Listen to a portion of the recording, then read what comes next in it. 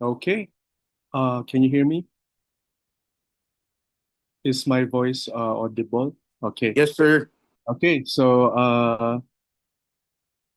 Diyos maray na utto. Kaninyo gabos. Good afternoon, everyone. Welcome to panel session number 2, Popular Piety in Kabikulan. I'm your moderator, chair for this panel. My name is Joao Paulo Reginaldo, and I'm a faculty member at the Department of History and Philosophy, College of Social Sciences here at the University of the Philippines in Baguio. So our second session is again titled Popular Piety in Kabikulan, which brings together three studies that explore how faith is lived, remembered, practiced, and shaped within the Bicol region and its community. So our three-paper approach popular piety through distinct yet connected contexts. First, we have Paz Verdades M. Santos, an independent scholar who will take us into Bulawan, Tales of Gold from Camarines Norte, which explores how stories of gold illuminate, belief, local memory, and meanings attached to place. Then secondly, we will have Ramon Felipe Sarmiento of Catanduanes State University, who will examine the Ermita religiosity in Verac in Catanduanes. And finally, Marjan A. Cedeño and his colleagues from Partido State University, who will examine the Balalong Revival in Sangay, in Camarines Sur, which highlights the Gipao Festival as a space for re-indigenization and reclamation of indigenous identity. So together, these studies invites us to consider how communities shape and give meaning to religious traditions, how faith becomes intertwined with memory and identity, and how local practices can become expressions of cultural continuity and renewal. So with this presentation in mind, let us begin with our first presenter, and I want to introduce uh, her to you. So the first presenter is Paz Verdades M. Santos. Uh, Santos has degrees from the University of the Philippines in Diliman, Ateneo de Manila University, and the De La Salle University. A teacher for more than 4 decades, she has books about Bicol literature and culture, among them Hagkus, 21st Century Bicol Women Writers in 2003, and Pagmangno, Woman Nation Ecology Bicol, 2023, both published by the De La Salle Publishing House. She served as the managing director of readings on Bicol culture and mga daso stories of martial law in Bicol. She is a volunteer, cultural, and ecological worker in the Bicol region. So without further ado, let me call on Ma'am Paz Verdades Santos. Maray na hapon po sa Indugabos. Dudes lang tabi, kalabaon baga ang pangaran na Paz Verdades Santos. Anyway, so to start, let me, okay. Okay naman ang screen, okay naman ang voice, ang Yes, audio? ma'am. Yes po. Okay. Okay, so clear. All right. So, this is a reading of three folk tales about gold from the traditional mining towns of Paracale and Mambulao, now Jose Panganiban in Camarines Norte. In the first story, is it moving? Sorry, Okay. No po, ma'am. Okay, there. Is it okay now?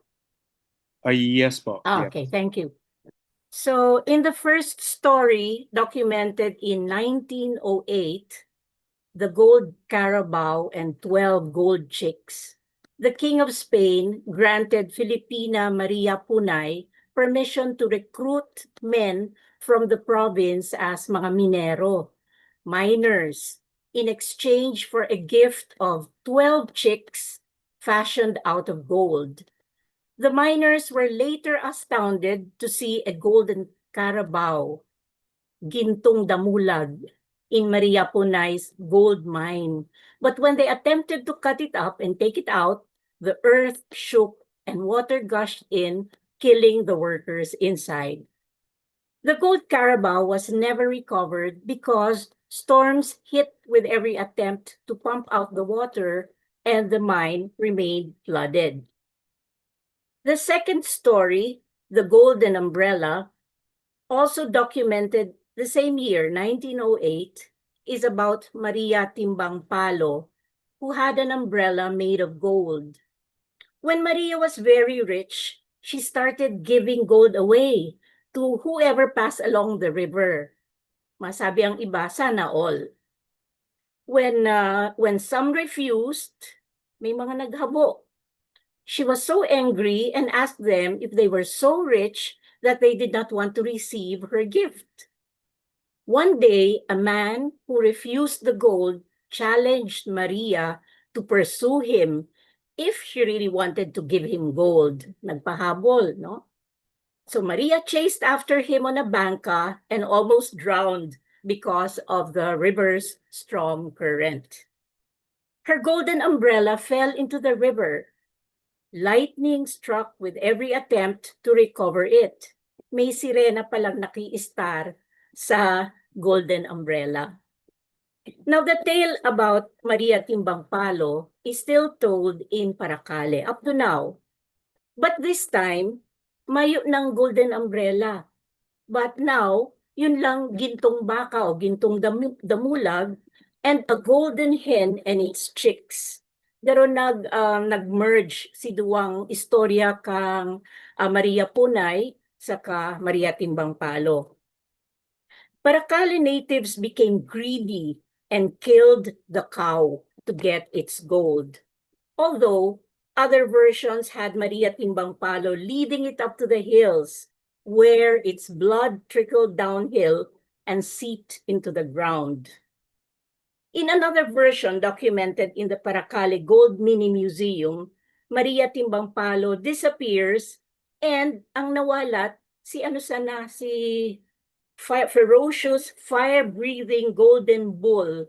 Ang ngaran, guess what? Ginto. The natives revered Ginto, but a warrior desired to capture it to give to his bride as dowry. This warrior gathered his men to dig a deep and wide trench near the sea to trap the bull. The bull fell into the trap, but when the warriors tried to kill it, the wounded animal resisted, killing all but one of the hunters. The blood of the bull and the warriors mingled and became Paracale's gold. Ginto remained buried deep in the earth's bowels. But later stories locate the bull or the damulag or the cow as being fast asleep beneath the town's church. Every time anyone attempts to dig it up, may kikilat, lightning strikes. The third Maria is Inay Kandi, or Nuestra Señora de Candelaria. Inay Kandi was brought by the Franciscan friars in 1611 and is the oldest Marian image in the Bicol region. In the story, Inay Kandi descended from the church to face invading Moros. There are details, such as the date of the attack. Very specific, August 29, 1809, and the Moros being aboard 37 pangkos or boats that were sometimes used for piracy. Inay Kandi brandished her sword and stained the waters red with Moro blood. Big waves assisted her in repelling the Moros. When she returned to the altar, kulang na ng ninmuro. Inay Kandi was missing a finger. In some stories, several fingers. And these could not be reattached to the hand of the image, purposely to remind the people of what had transpired. The story of the image is kept alive in the 2013 coffee table book Inay Kandi, Bearer of Light by Renz Tuzon. Tourism officer of Paracale, Cielo Javier, believes that the story of Inay Kandi replaced Maria Timbang Palo as Paracale's folktale. In recent years, a Pabirik festival has been held during the Paracale Fiesta. It features the mining industry together with Inay Kandi and in street dances like this one in the picture. The street dancers are dressed as parakabud or gold panners, holding not only shovels and pans, but also in some dances, images of Inay Kandi. These dances, available on YouTube, show the gold panners' lives as being beautiful, colorful, and joyful. Although they continue to lead lives as hardworking parakabud, they are happy because Inay Kandi and in one dance, a priest is with them. There are many ways to read these stories by historians who may want to search for historical basis for the tales, like Luis Derry did that for some Sorsogon tales. We can compare these with other tales of gold from other mining provinces in the country and probe them for feminist and ecological values. I will share with you today only my reading of how the relationship of power evolved in the three tales through the metaphor of the pabirik. The pabirik is the pan used to sift gold from gravel and sand and water from the creeks, from the rivers. I use the metaphor of the pabirik and the gold panning process to describe the transformation of the Generous Maria of the first two folktales to the religious image of Inay Kandi. In the process of panning and sifting out elements of the folktales of Mambulau and Paracale, mining magnate Doña Maria Punay and charitable Maria Timbang Palo somehow metamorphosed into the warlike Amazona image of Inay Kandi. You can see that from her costume in the book by Renz Tuzon. I also relate this with what happened to the gold mining towns. Mambulau and Paracale became known worldwide in past centuries because of the gold in their fields and in their water. Yet, the people remained poor. These former great mining towns are now classified as second and third class municipalities. But the most appalling image of poverty in Paracale today is that of children who are forced to dive for gold through dangerous and illegal compression mining just to provide a decent living for the family. The children squeeze themselves into narrow entrances to dig blindly for gold in deep underground pits, often underwater, breathing through hoses connected to diesel-powered compressors at ground level. The pits sometimes collapse, and the children are exposed to toxic chemicals. So, why did the people remain poor, despite the treasure, the gold in their land and waters, as well as the spiritual riches of their golden faith? Well, these tales, as many of post-colonial scholars would always say, these tales of Maria's gold can be linked to the role of colonization that accompanied religion during the Spanish era. In a conference paper in 2014, Victor Aguilan states that, to quote, Filipinos have been described as meek or maamo, indifferent, walang pakialam, and willing to endure suffering, mapagtiis. He explores the relationship of the long history of colonialism with domination and oppression. He cites the observation of Christology scholars that the image of Christ as Santo Niño, as Nazareno, and as the buried Christ, no, Santo and Tierro, were used to teach the Indios the virtues of patience, meekness, and long-suffering, so that naisip malaban against the conquerors. In another draft paper on the theology of struggle, Aguilan also says Philippine Christianity seems to be inutile in addressing the problems of social injustice, poverty, graft, and corruption in society. There is even a perception that Christianity has tolerated or even supported the status quo. I believe the image of Inay Kandi was put to good use in the anti-Islam campaign of the friars in the Philippines as part of proselytization, Christianization. This calls to mind the role of violence in evangelization, in particular, the erasure of those who do not belong to one's group or one's religion, as during the Crusades, the Holocaust, and now Gaza.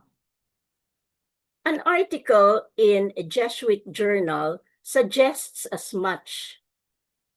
In a 1572 encyclical, Pope Pius V asked Catholics to ask Mary to help them defeat Muslims and other godless enemies, either through conversion or the sword. Whereas the Jesuits chose to use the images of Mary, the beautiful, to assist them in converting Muslims through beauty and shared devotion, the Dominicans chose to deploy images of Mary as a lady of victory.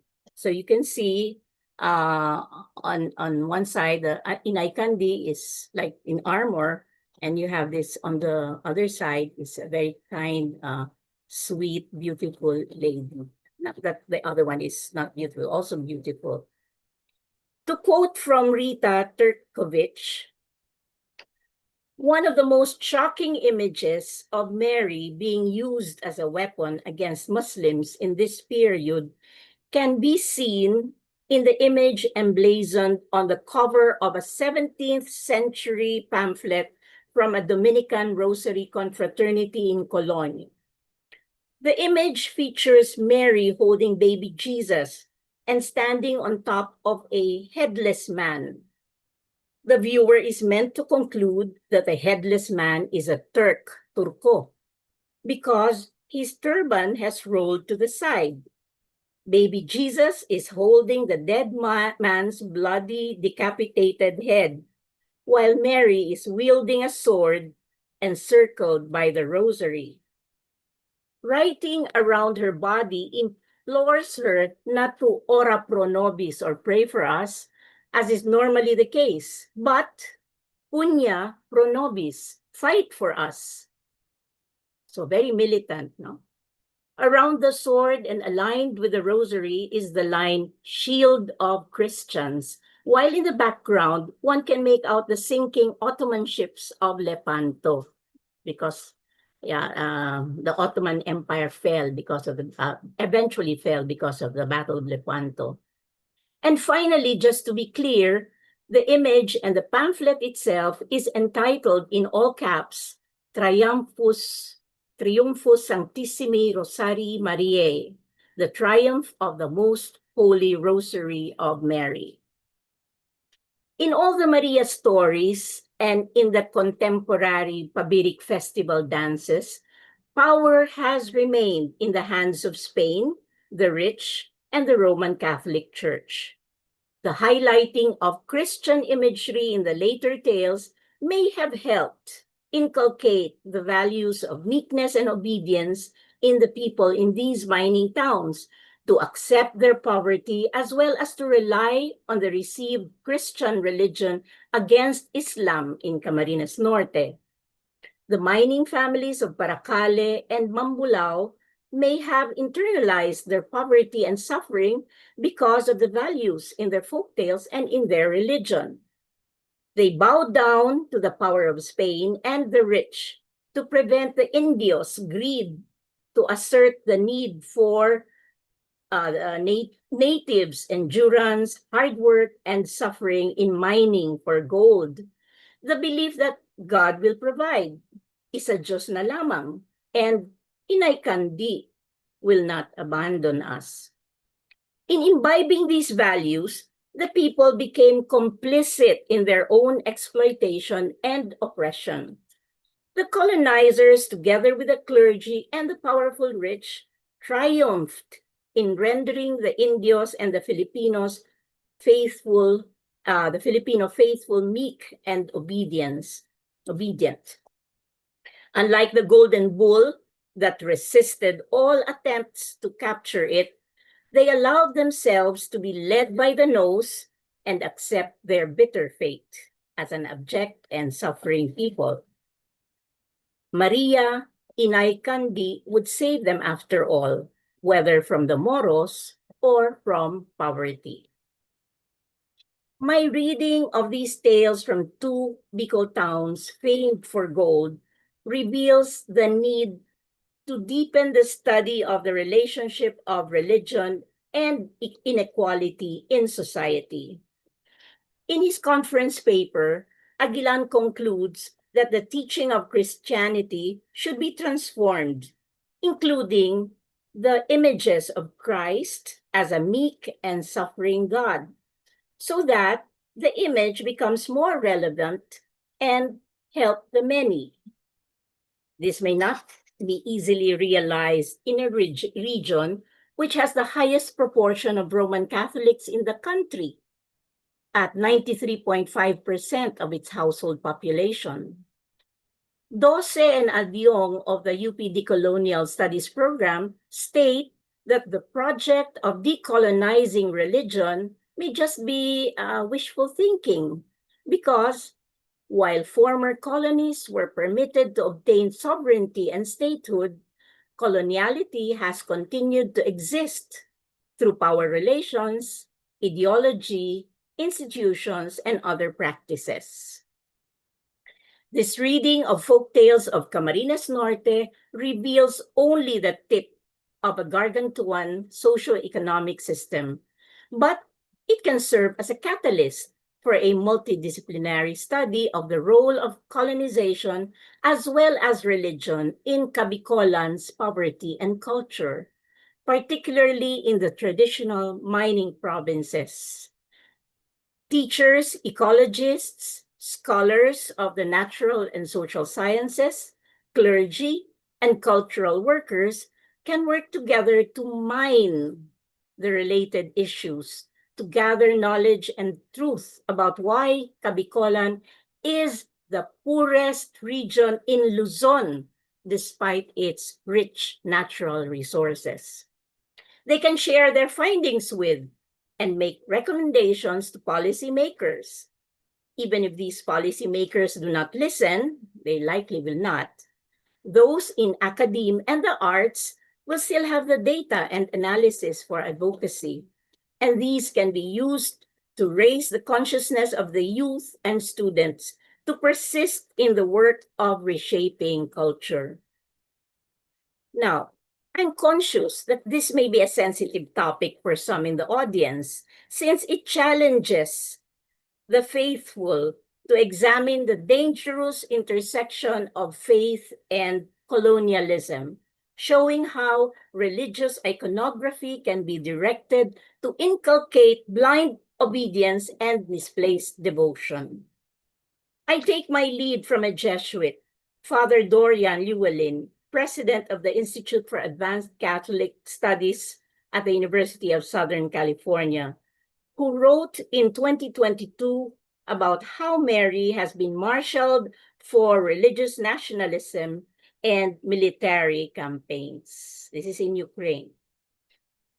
Perhaps the progressives in the church and in society can give the pabirik of these folk tales another swirl, another agitation, this time to help open the people's eyes to the truth about mining and social inequality, plus the ecological impacts, of course.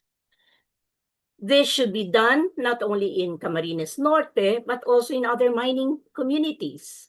in the severely deforested and mined-out province of Masbate, the island of Rapu-Rapu in Albay, and in the communities of the Paracabud in Caramoan, Camarines Sur.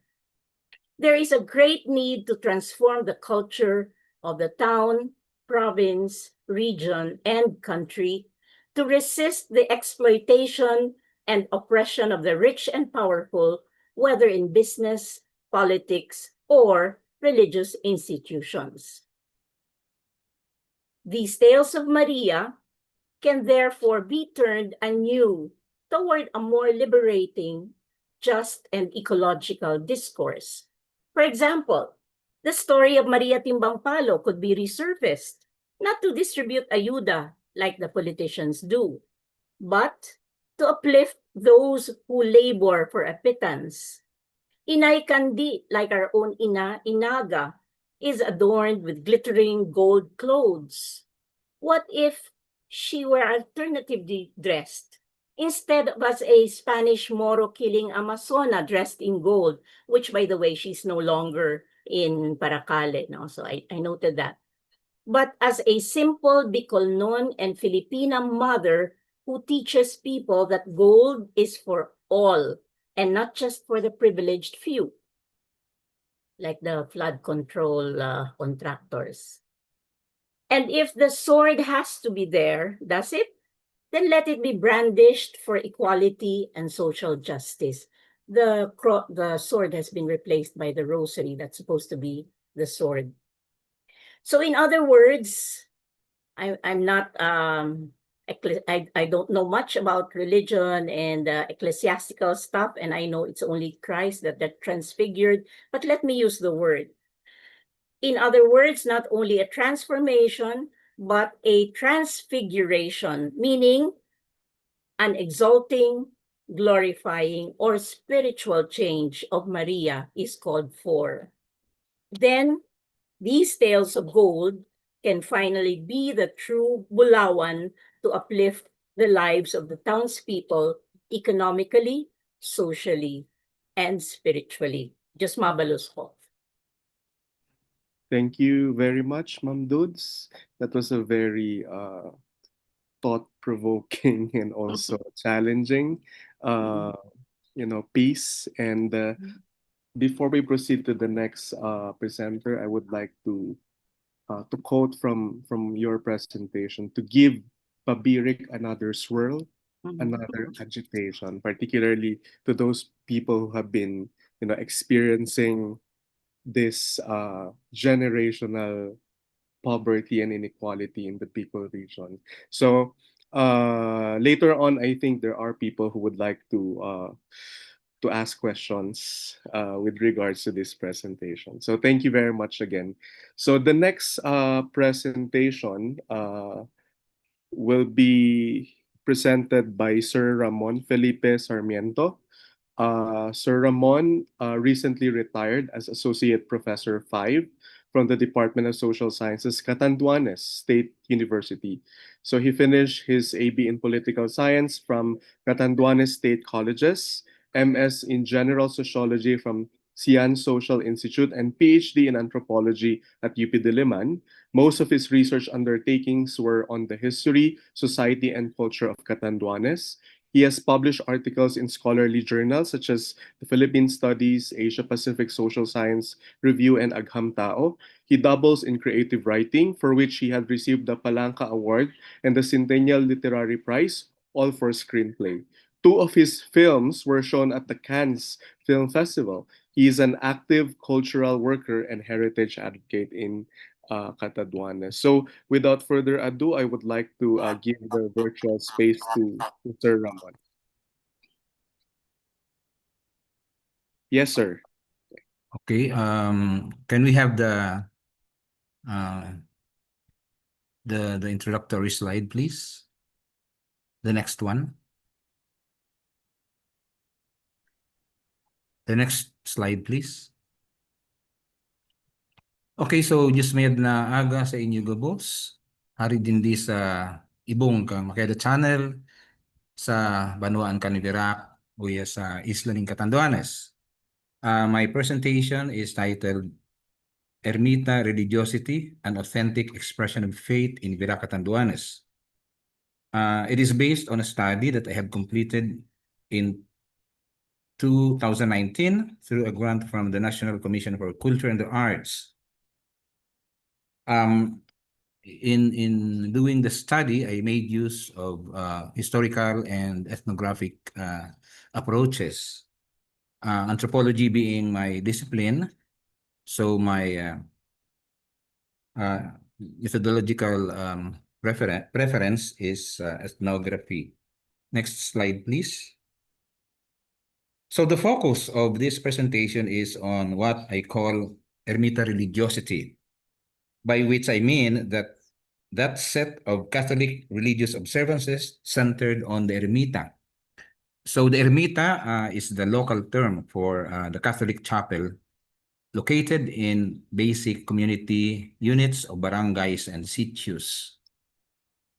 In the course of my presentation, I will be arguing two things, namely, first, that Ermita religiosity is a form of popular religiosity, which means that it is the religious expression spawned by the ordinary folk as distinguished from that which is propagated by the formally instituted church. And secondly, that the Ermita religiosity is a testament to the Katandunganon's resourcefulness, creativity, and abiding faith. Indeed, a matter of collective identity and pride. Next slide. Next slide, please. So I am using here a framework of analysis, which is in wide currency in the sociology of religion, wherein the main point is that the social configuration of a religious system almost always takes shape into two divides, namely an institutional sector and a popular sector. The popular sector consists of religious expressions spawned by the ordinary folk. It is devoted to address immediate exigencies of everyday life and undertaken in relative autonomy from the institutional mandate. On the other hand, the institutional sector consists of religious beliefs and practices prescribed and overseen by formally mandated hierarchy, concerned with quote-unquote pure doctrines and rituals. Please note that this is a polarized view of the religious landscape, and as such, it emphasizes the tension between the two. But however, they are always interconnected in essential ways. In fact, in most cases, the popular and the institutional sectors take vitality from each other. So it is more of an arrangement of modus vivendi, but it can always lead to intense conflict that can cause breakaways. So halimbawa, the Christian tradition or Christianity is really previously the popular sector of the Jewish tradition and eventually broke away. Next slide, please. So the basic contention of my paper is that Ermita religiosity is a form of popular religiosity. So ang gagawin ko po is to demonstrate the popular character of Ermita religiosity, and I will do that in three ways. Firstly, on the historical factors. Secondly, on the social structural aspects or the social dynamics. And thirdly, on the cultural aspects or the beliefs, values, and practices involved. So next slide, please. So let me start with the historical aspect. So here we can see in the illustration the trajectory of the Ermita in form. So the first moment is what in Virac we call the kinayubong. The kinayubong is a provisional altar, very, very modest, although sometimes they decorate it. It's a provisional altar intended for a few days of nominario. What is involved here is just a small circle of devotees. Halimbawa, a neighborhood or an extended family would decide to put up a devotion to their patron saint. Halimbawa, Nuestra Señora de Salvacion, paborito ng mga taga-Catanduanes. And then they would put up this altar called Kinayubong. But they will dismantle it after the event. However, in the long term, this group may decide to make the devotion regular. So what do? They build a cross. Yung tinatawag naming cross. The cross is like a shed or a roof over the altar, made up of light materials, but intended to last longer because they are now intending to make the devotion regular. So typically also the group involved here is already larger. Like halimbawa in the case studies that I was able to document, merong isang area na may a few families that pioneered, okay, cultivating the area, but eventually some other families came and settled in so that the community becomes larger. So they have now a cross. Now, in the long run, the community expands, okay? So until it becomes like a sitio. And this time around, what do? Is to upgrade their cross to become a proper ermita, meaning they build it larger with better materials. Now, at this point, when the community is already a barangay or a sitio, at least, and then they have a proper ermita, the institutional church comes in, okay, and kind of appropriates it and bring it into the configuration of the parish. So pinoformalize na ng parokya so that they organize the barangay or the sitio pastoral council. Meron ng formal organization and it becomes now a part of the parish network. We call it the Centro Católico.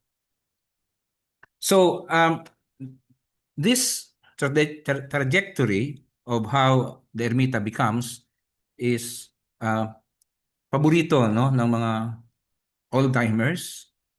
They tell stories about how the ermitas came to be from a lowly Kinayubong. Okay, next slide, please. So here we see the three moments of the ermita's evolution from the Kinayubong to the Cruz to the ermita.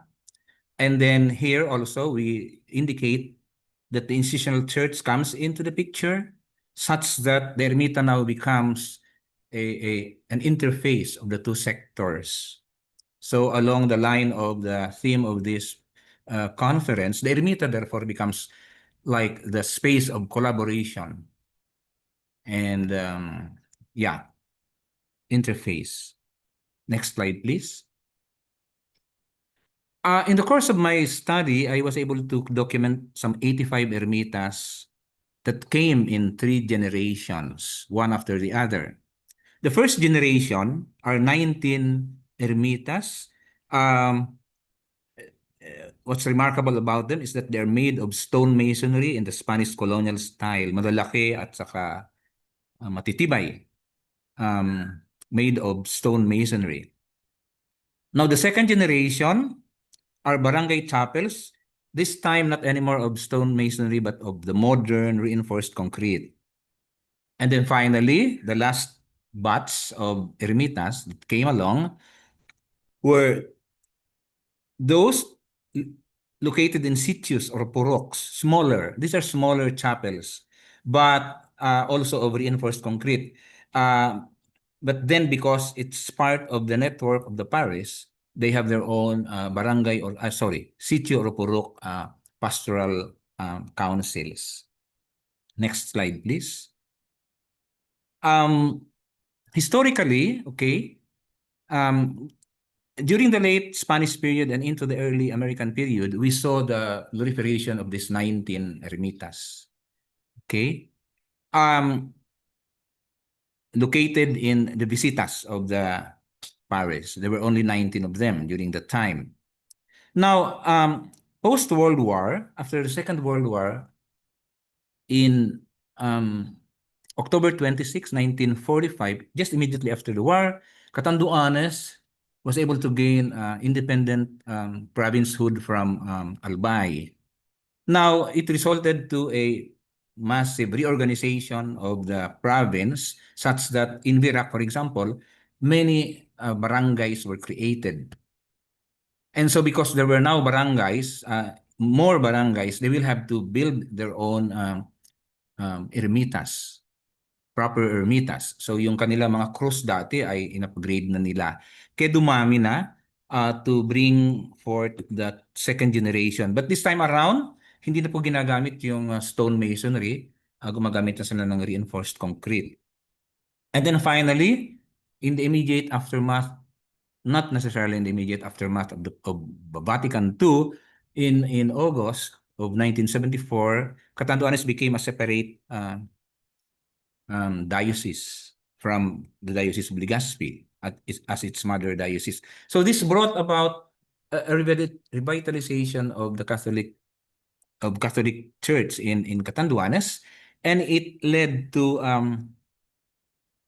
a massive, organizing of the lay according to the spirit of Vatican II, empowerment of the lay. So previously small sitios or puroks that had their own cruces were upgraded to become regular pastoral units of the parish. And so therefore, they built their own their own cruces to make it more presentable. But this time, they were smaller than the first two generation of ermitas. Next slide, please. So these are examples of first generation ermitas. So as you can see, they are quite massive. In fact, visitors in Virac would mistake them for parish churches. Next slide, please. So these are close-up views of the walls of the masonry. So dalawang klase po. Yung una, made of gasang. This is really, anong tawag dito? Gasang is corals. So gasang is mainly used along the coastal barangays of Virac.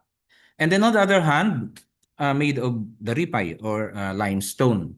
So ito naman ang ginagamit ng mga barangay na landlocked, mounted sa mountains, no? So here are some examples of the walling. Next slide, please. So one remarkable thing about the old Spanish style stone masonry ermitas, they have this elaborate retablos. So ngayon, ito po yung mga surviving examples of the retablos in barangay ermitas. Next slide, please. Here are two fine examples of the second generation ermitas made of reinforced concrete, built after the Second World War. And then, next slide, please. Finally, these are two examples of the purok or sitio ermitas, much smaller. Okay, next slide, please. Okay, now let me go to the next aspect, the social structural aspects. So popular character of ermita religiosity is likewise evident in the social dynamics that brought forth and sustains the ermita. Firstly, the building of the ermita is carried out practically single-handed by the initiative, resourcefulness, and creativity of the ordinary folk through a system what we call in Virac atag. Atag is like bayanihan. Okay, parang yun ang term namin sa bayanihan, except that atag, this is not only for private use by households, like in carrying a house. This is carried out for purposes of the community, community projects, tulad ng pagtayo ng ermita. Paborito itong kinukwento ng mga old-timers kung paano nila ginawa yung ermita nila, how everybody would pitch in their contribution by way of material things or by labor. So they would gather the corals from the sea. Siyempre ngayon hindi na pwede yun. And the ripay from the mountain sides. Now, so it's really a communal thing. Practically, they do it independently of the parish mandate. So sa kanila talagang desisyon na gumawa at sa kanila lahat ang paggawa ng ermita. Now, religious observances centered around the devotion of a patron saint. This is the other thing. Ermita religiosity is basically based on novenario to patron saints. And it is carried out through indigenous structure, okay? Meron pong organization led by the Matanda and a team of 8 cabos. Bakit 8? Kasi yung nobenaryo, siyam. Pang-siyam na yung buong community, pero yung unang 8 ay mga kabo ang nagpapatakbo. Okay, next slide please. And finally, the nomenaryo praying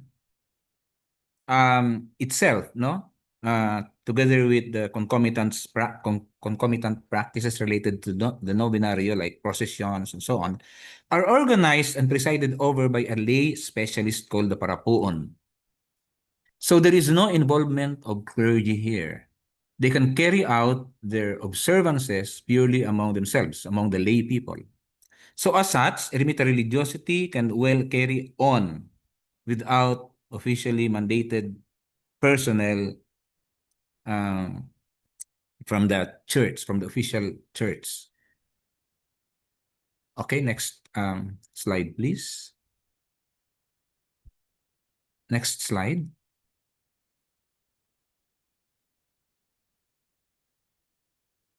Okay, now let me go to the cultural aspects of ermita religiosity and demonstrate its popular character. So, firstly, the devotion in the ermita, which is like maintained throughout the year, they have a whole calendar of activities, is basically through the praying of the novenario, which I have already mentioned, can be undertaken purely by lay people. The novenario, by the way, is, as we all know, is a package of Catholic devotional practices that anybody can do. So another point, the devotion is always aimed not in pursuit of transcendental spiritual goals, which is basically the concern of the institutional church, but it is more to address exigencies of everyday life. So kaya tipong malakas yung San Isidro sa amin kasi related with farming. And then Salvacion because it's related also with like fishing, where the folk face a lot of dangers and risks. And like San Roque for healing. So pang-araw-araw ng mga concerns ang ina-address po ng ermita religiosity. And finally, ermita religiosity is keen on expressive forms that appeal more to folk sensibilities. I guess we are familiar with a recurring theme in the study of Philippine religions, where we say that Catholicism, for example, was easily accepted by the people because there was a hospitable, pre-colonial set of beliefs quite compatible with Catholicism. Okay, next slide. Okay, as a way to conclude, let me reiterate, ermita religiosity in both its material and intangible aspects is an authentic expression of popular faith among Katandunganons and is a testament to their initiative, resourcefulness, creativity, and abiding faith. While eremita religiosity remains a popular form, it had become the Catholic Church's grassroots network that lends it continuity and vitality. So, iwan sa natabi, Diyos mabalos sa inyo. Okay, mabalos, Sir Ramon. Thank you for that interesting presentation.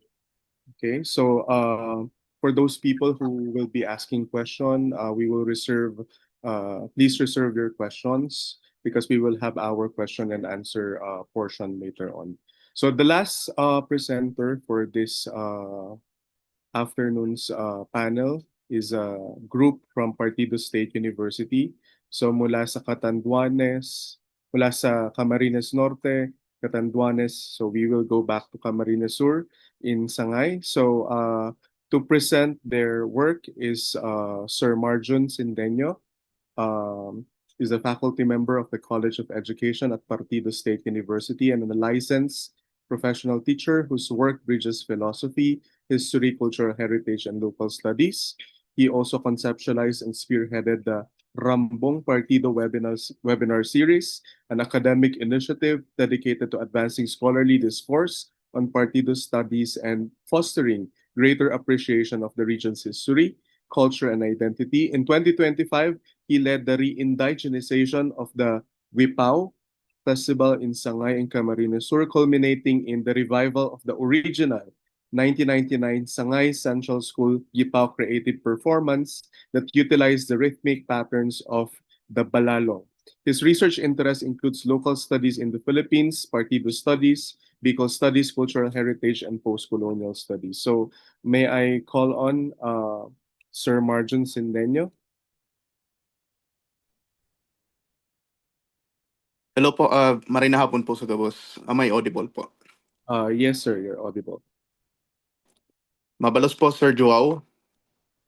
Sa liwat po, marina hapon po sa Gabos. And before I proceed further, I just would like to thank the organizers.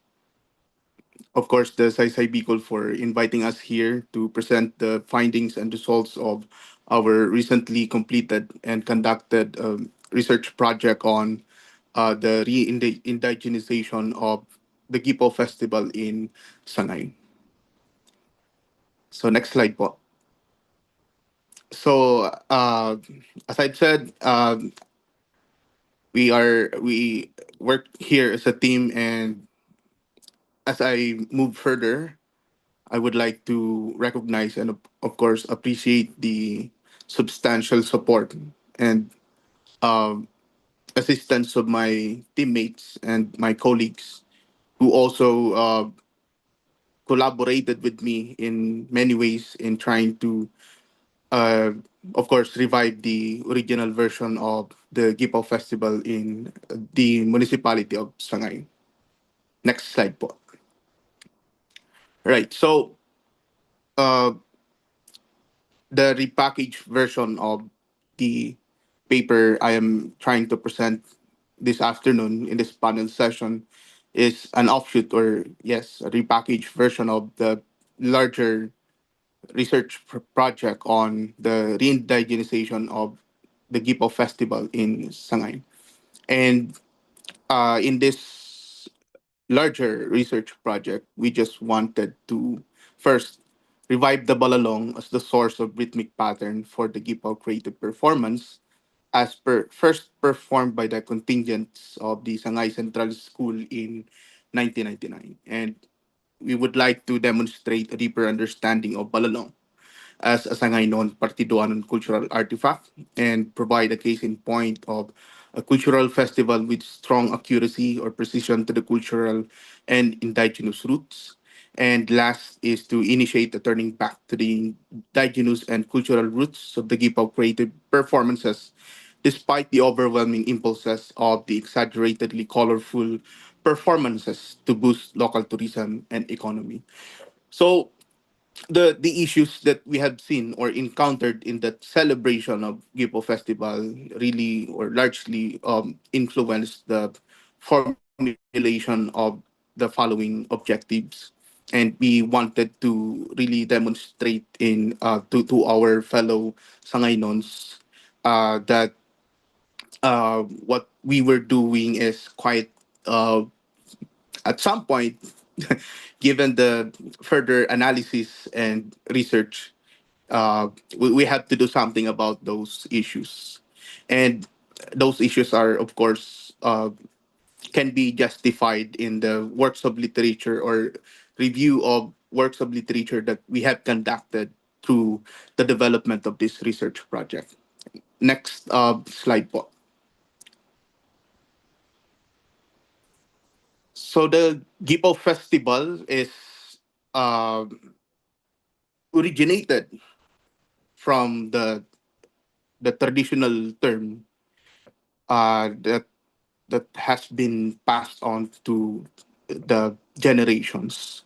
And gipao is a local term used by the fishermen to connote or to denote the myriad of fish or the group of fish. So pag sinasabing gipaw or pag sinabing gipaw, there's this an indication wherein there's this prosperity of fishing industry in Shanghai. And of course, on the level of lower level of fishing practice, when we say gipaw, that is to indicate na maraming isda na pwedeng mahuli.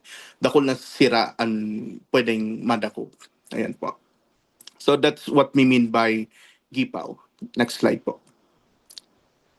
So from, of course, through the initiative of Reverend Father Lorenzo Juan Harsha III, we fondly called him Father Luan Harsha. He became the parish priest around in the municipality of Sangay around 1996 or 1997 until 1999 before he left for another assignment, if I'm not mistaken, sa Iriga. He initiated this festival, and uh, this has become inevitable because of the fact that, as indicated or reported in one of the posts of the Saysay Facebook page, Saysay Bicol Facebook page. As we can see here, it's coming really from Saysay Bicol. He's a priest composer, so we can see that he's a talented individual.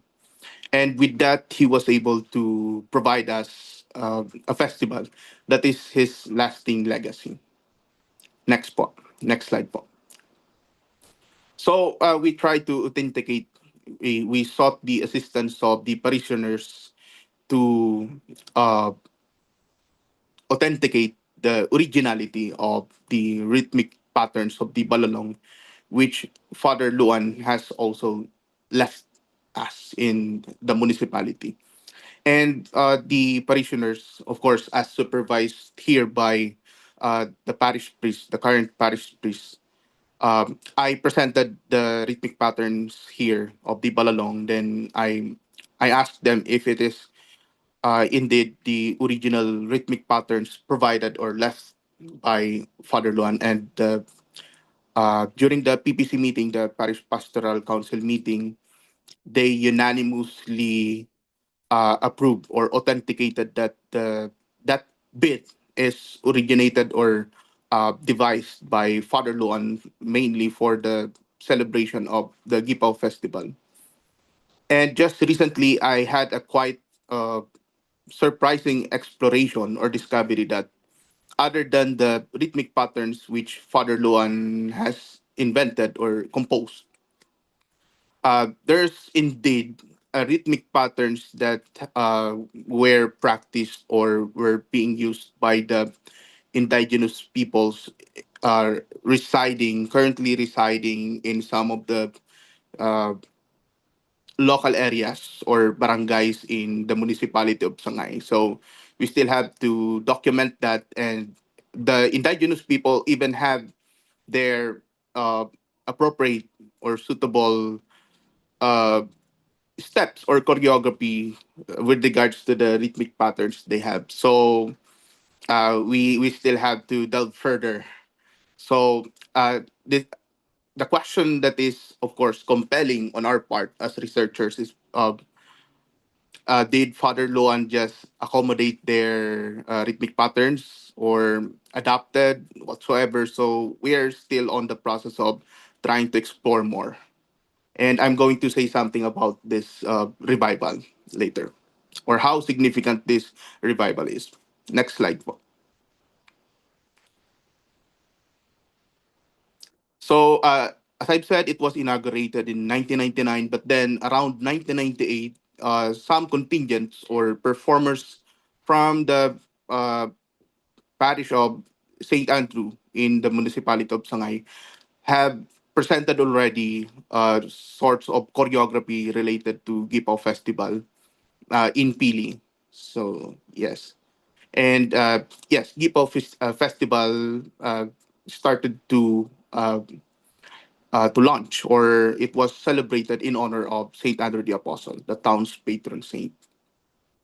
Next slide po. So just a while ago, Sir Mon, coming from Catanduanes, I remember that, if I'm not mistaken, sir, Catanduanes also has this patron saint. And if I'm not mistaken, merong San Andres Catanduanes or port, yan. Because I myself, being an ex-seminarian, meron po ako mga kaklase from Catanduanes. So just to share something. Right. So Saint Andrew the Apostle was installed by the missionaries, no, uh, in the municipality of Sangay. So he was installed as its uh, patron saint, mainly because Sangay is located or nearby the coastal areas. And in the Catholic Church, Saint Andrew the Apostle is being celebrated or honored every 30th day of November. Next slide, po. So I would like to emphasize here my position as a researcher, because uh, part of the abstract and the objective is I try to revive or resurrect, to re-implement, reincorporate the previous practices on the Gipo Festival, uh, which were lost already. And one of the main significant practice is, of course, the use of the balalong, or the bamboo percussion instrument. And uh, I had that kind of experience when I was still in kinder. At the time when the Gipaw Festival was inaugurated in 1999, I performed as a fish. And when I got into higher grade level in the elementary education, so I started to play balalong, or the bamboo percussion instrument. And with that, I have a recollection, or a clear memory of how it is being executed or conducted in the manner, or how we celebrate Gipaw Festival. And with this, I tried to recollect those memories, and uh, I tried to complement it with the memory of the lead choreographer in our time, si Ma'am Cirila Palma po, who was one of the uh, the leading choreographer in the version of the Sangay Central School in its inauguration of Gipo Festival in 1999. So there's this corresponding bit for every choreography. There's this kind of storyline. So yes, there's this process that is being exhibited during the performance. Next spot. So as I've said or reported earlier, the use of the balalong was lost, or it was forgotten.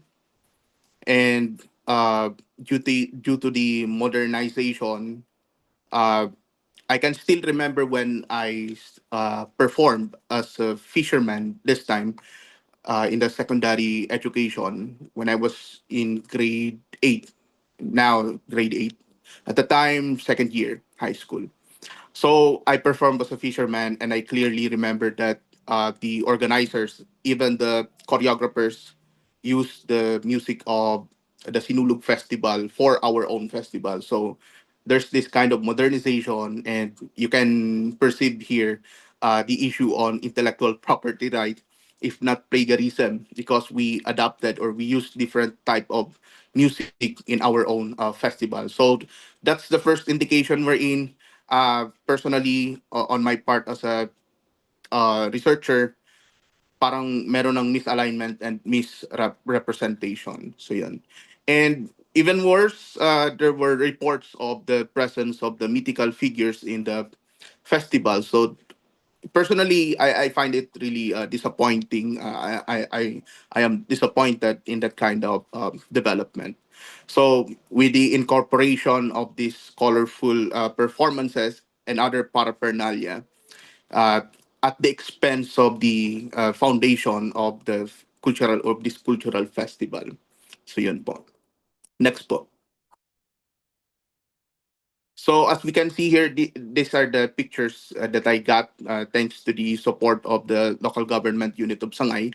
They have given me copies of the recently concluded or completed Gipo Festival in 2025. So as we can see here, there's this presence of the turtle. Sabi nga ni Ken Cansarong, ano nga ito may mga burubauo na we are supposed to celebrate or to feature or exhibit fishing practices, even the prosperity of the fish or itong variations of fish of all kinds na nakukuha sa or that are being caught in the coastal areas in Sangay. So yun po. Next po. So next slide po.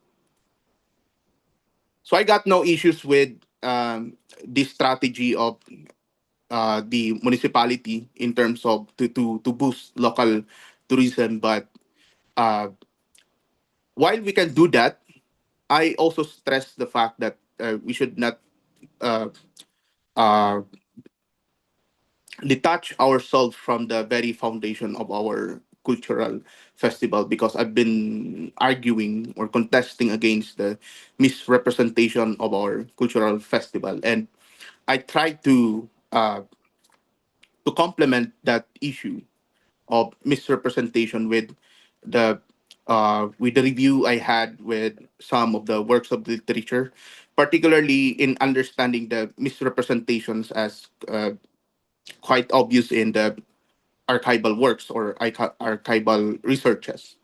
So there's this kind of misrepresentation in the historical researches and historical writings, mainly propelled by the colonizers. So we follow this kind of trend, and we consider this as our framework. So it is in this context or framework that we better understand and scrutinize or examine the issue of misrepresentation in the Gipo Festival. Next slide po.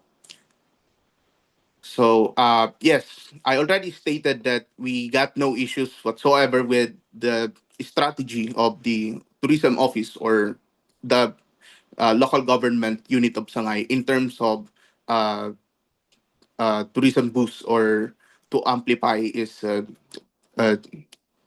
tourism attraction or activity endeavor whatsoever.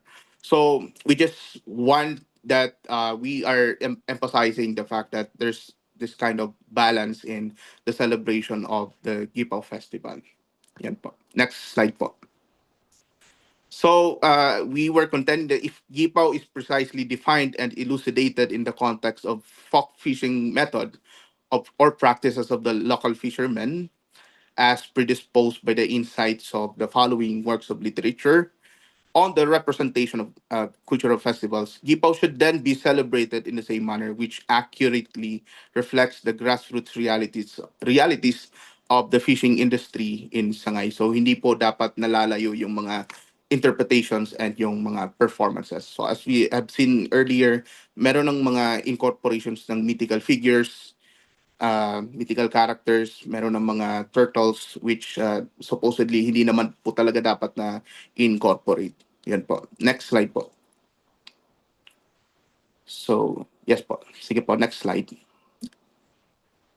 So, as I've said, we have complemented my personal recollection with how Gipaw Festival is being celebrated.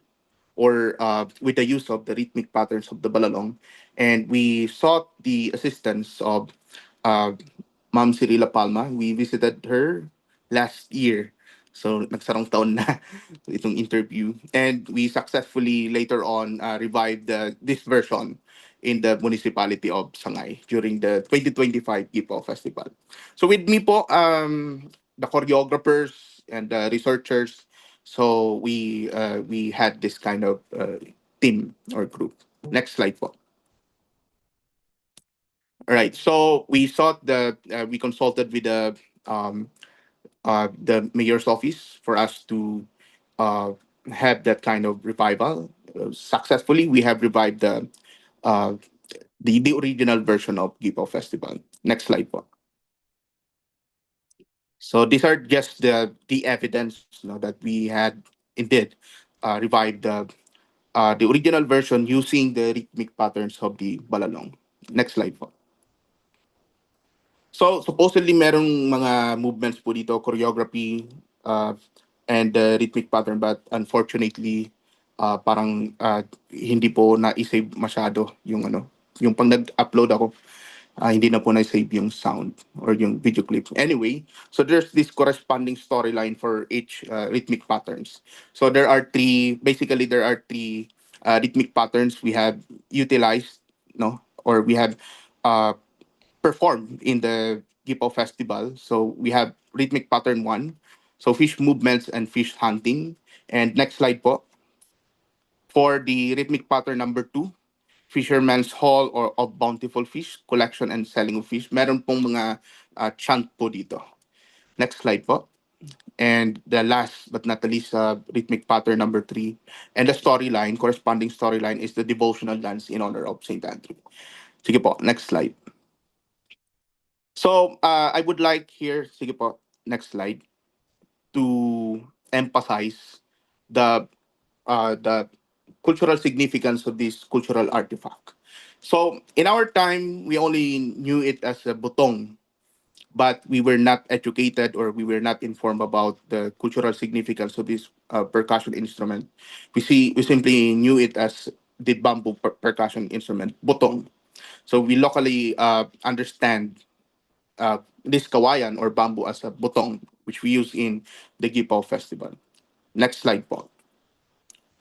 But then, because of this research, I was further enlightened that this artifact possesses deeper historical and cultural significance. Next po. So these are the traces. These are the evidence that support our claim that in reviving the version of Sangay Central School using the balalong as its source of rhythmic patterns or musicality. So this really supports us that in that kind of revival, meron kaming nagamit na artifact na talagang meron siyang deeper cultural significance. Sige po, next po. So ito din, this is an illustration of Fedor Yagor's travels in the Philippines, his anthropologies, and he illustrated, he provided a sketch of the Balalong when he traveled in the Bicol region. So yun po. He even described that artifact. Next slide po. So Father Philip Versabe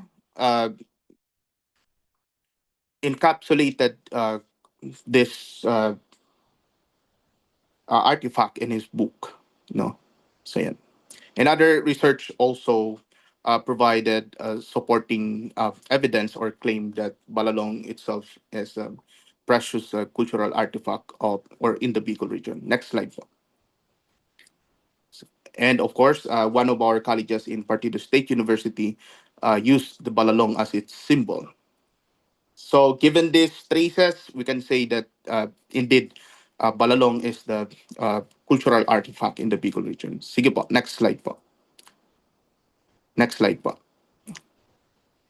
So the rhythmic patterns composed by Father Juan Harsha III exemplify a remarkable act of cultural ingenuity by transforming the balalong, a traditional instrument primarily intended as a means of communication. So from from its level of utilization as a means to communicate. So Father Luan Harsha amplified the use of the balalong as a source of musicality for the uh, Gipo Festival. Regardless of the fact that balalong also was indicated in some research that it was being used in some of the rituals of the our predecessors way back then. Next slide, po. It at some point, if one would argue that balalong is not a percussion instrument or this is not a musical instrument, so some other studies in the Philippines would support that claim or that ingenuity of Father Luan that indeed bamboo is also part of our culture, that it is also used as an instrument. Next po. So we used the revival of the Sangay Central School, the version of Sangay Central School, using the balalong as our centerpiece. That is the core of the revival or the re-indigenization because of the presence of the balalong. And we are arguing that we do not end right there. That is just an opening salvo for us to delve further. That is just a signpost for us to move further, to delve further, to investigate further on the cultural foundation of the Gipaw Festival in Sangay. Next slide po. So, sige po, next slide.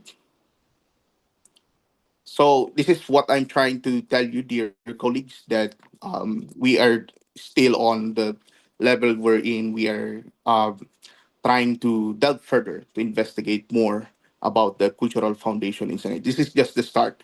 This is just the opening salvo. And the revival of the balong in the Gipaw Festival is the defining image of that re-indigenization of Gipaw Festival. And having revived this uh, balalong in the Gipaw Festival, that establishes our claim that it is the only festival in Partido area which utilizes this artifact.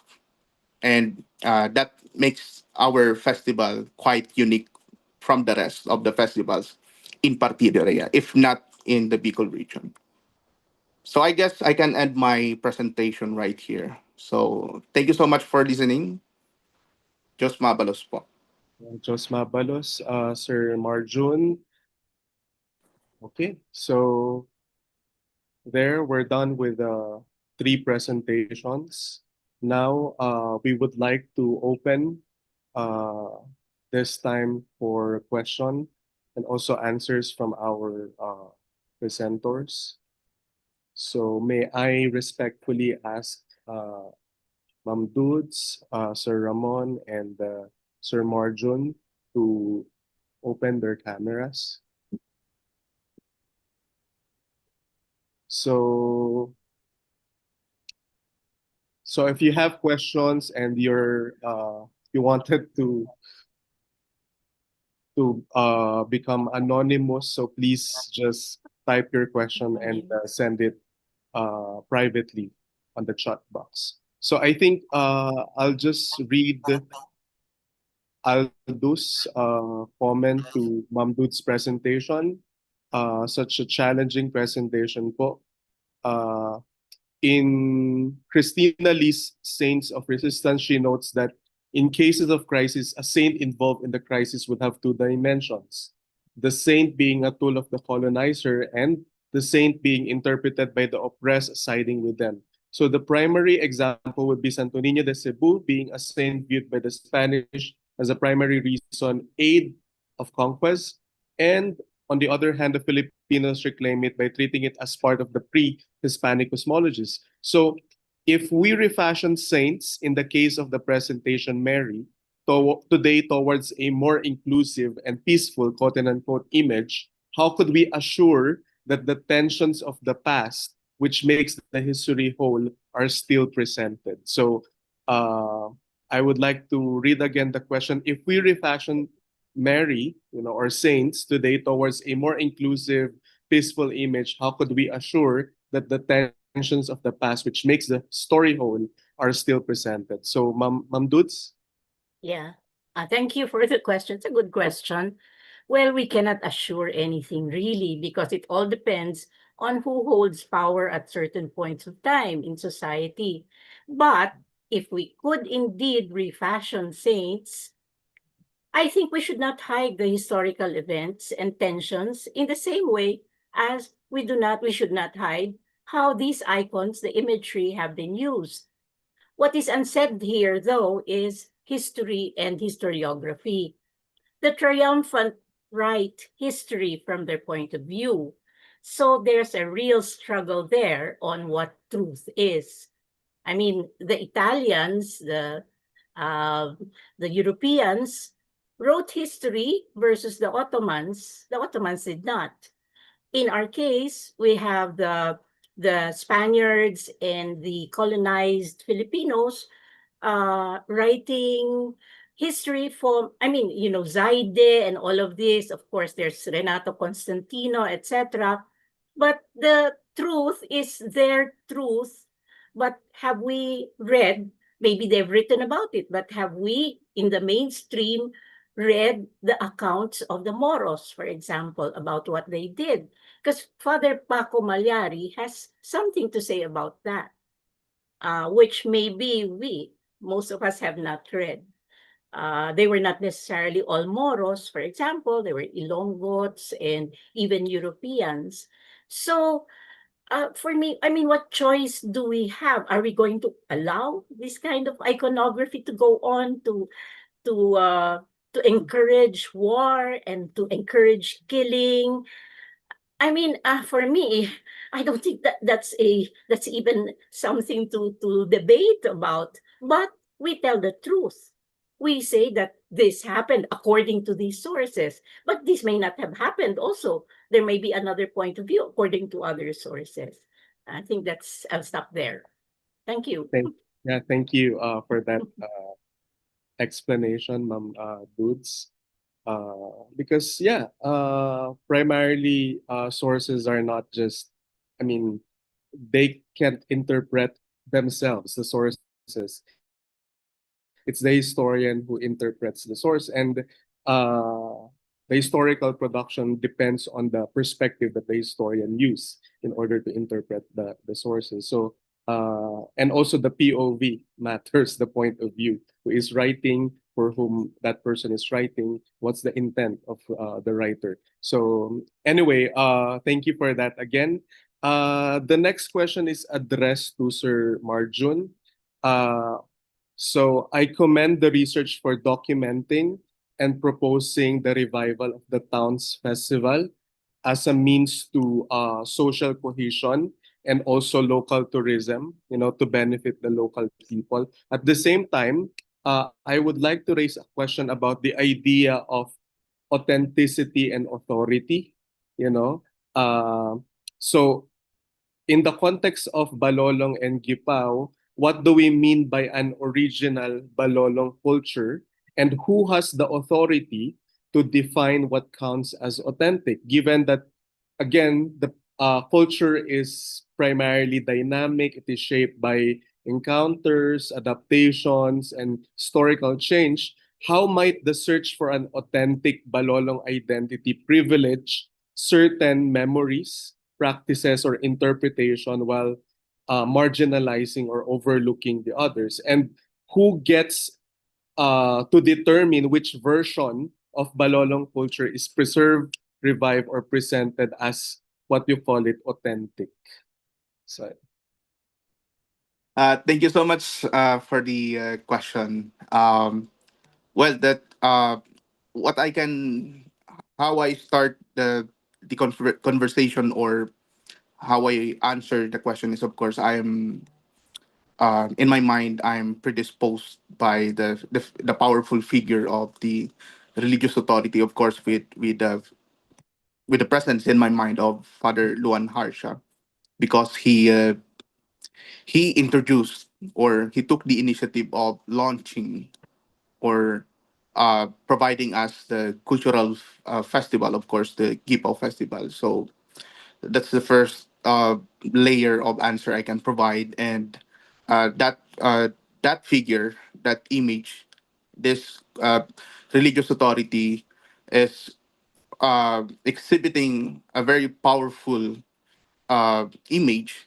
and with that, of course, that influenced the perception of the parishioners in our area. Wherein uh, what they usually tell us is the original version ngaya kang Gipaw Festival is ito ngayang version ngayon na provide ngayon ni Father Luan.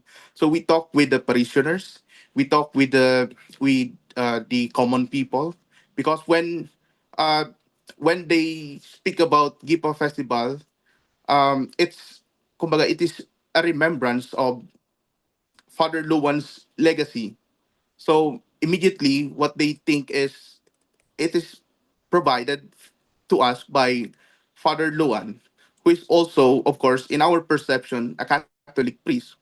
And that also provides us an interpretation or further analysis wherein what we interpret, how we interpret Gipo Festival as provided or inaugurated by Father Luan. Maybe this is not really the original, but of course, given the people's acclamation or the people's perception, whenever you ask people, the common people in Sangay, ang sinasabi po ni Da Pirpirmi is uh, winalat yan ni Father Luan. And of course, the Gipaw Festival itself is automatically associated with this priest, with this religious authority.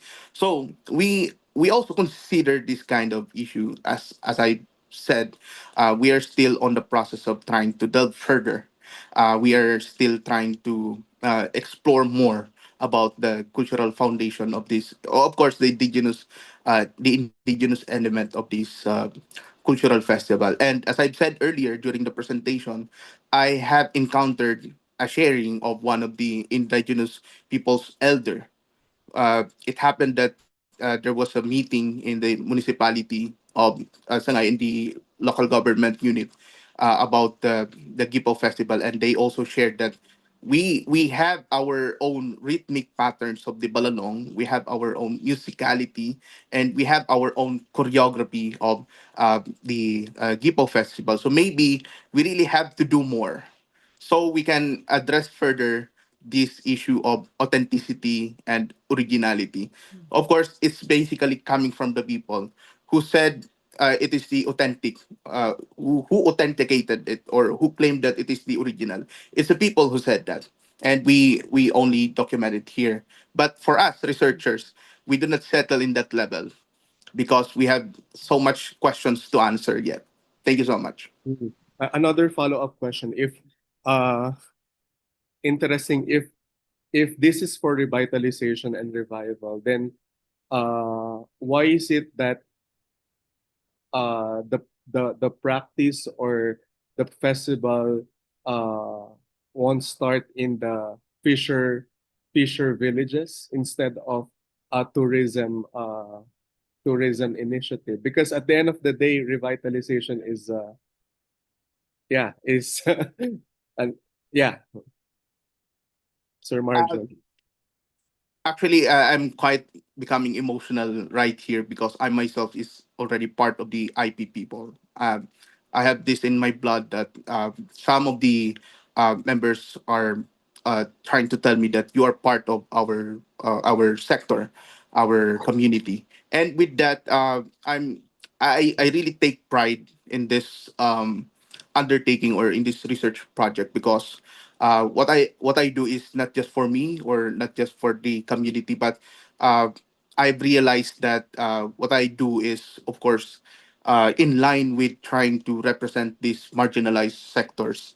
So yeah, it's a continuous undertaking, and that revitalization, revival, and that kind of resurrection of this so-called original version, one of the oldest versions of Gipao, gives us the idea that we have to delve further, that we have to re-indigenize more this cultural festival because we are not doing it enough. We are not delving enough. we are not re-indigenizing enough. So we have to delve further. Thank you very much, Sir Marjun. Thank you po. For the interest of time, we're going to accommodate one more question, but I think a question addressed to Sir Mon. Do we have a question from the audience?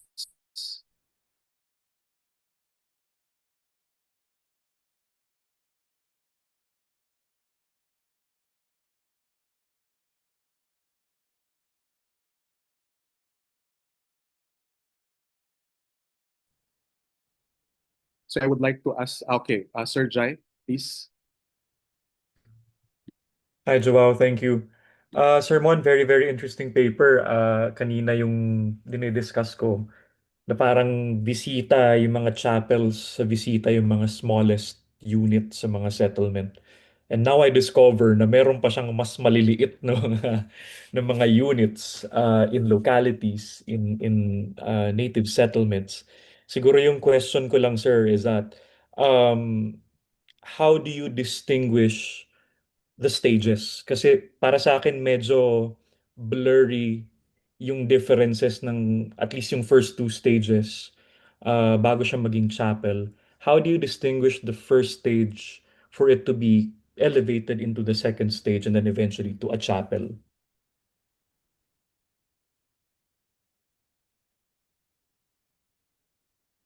Naka-mute po yata kayo, sir.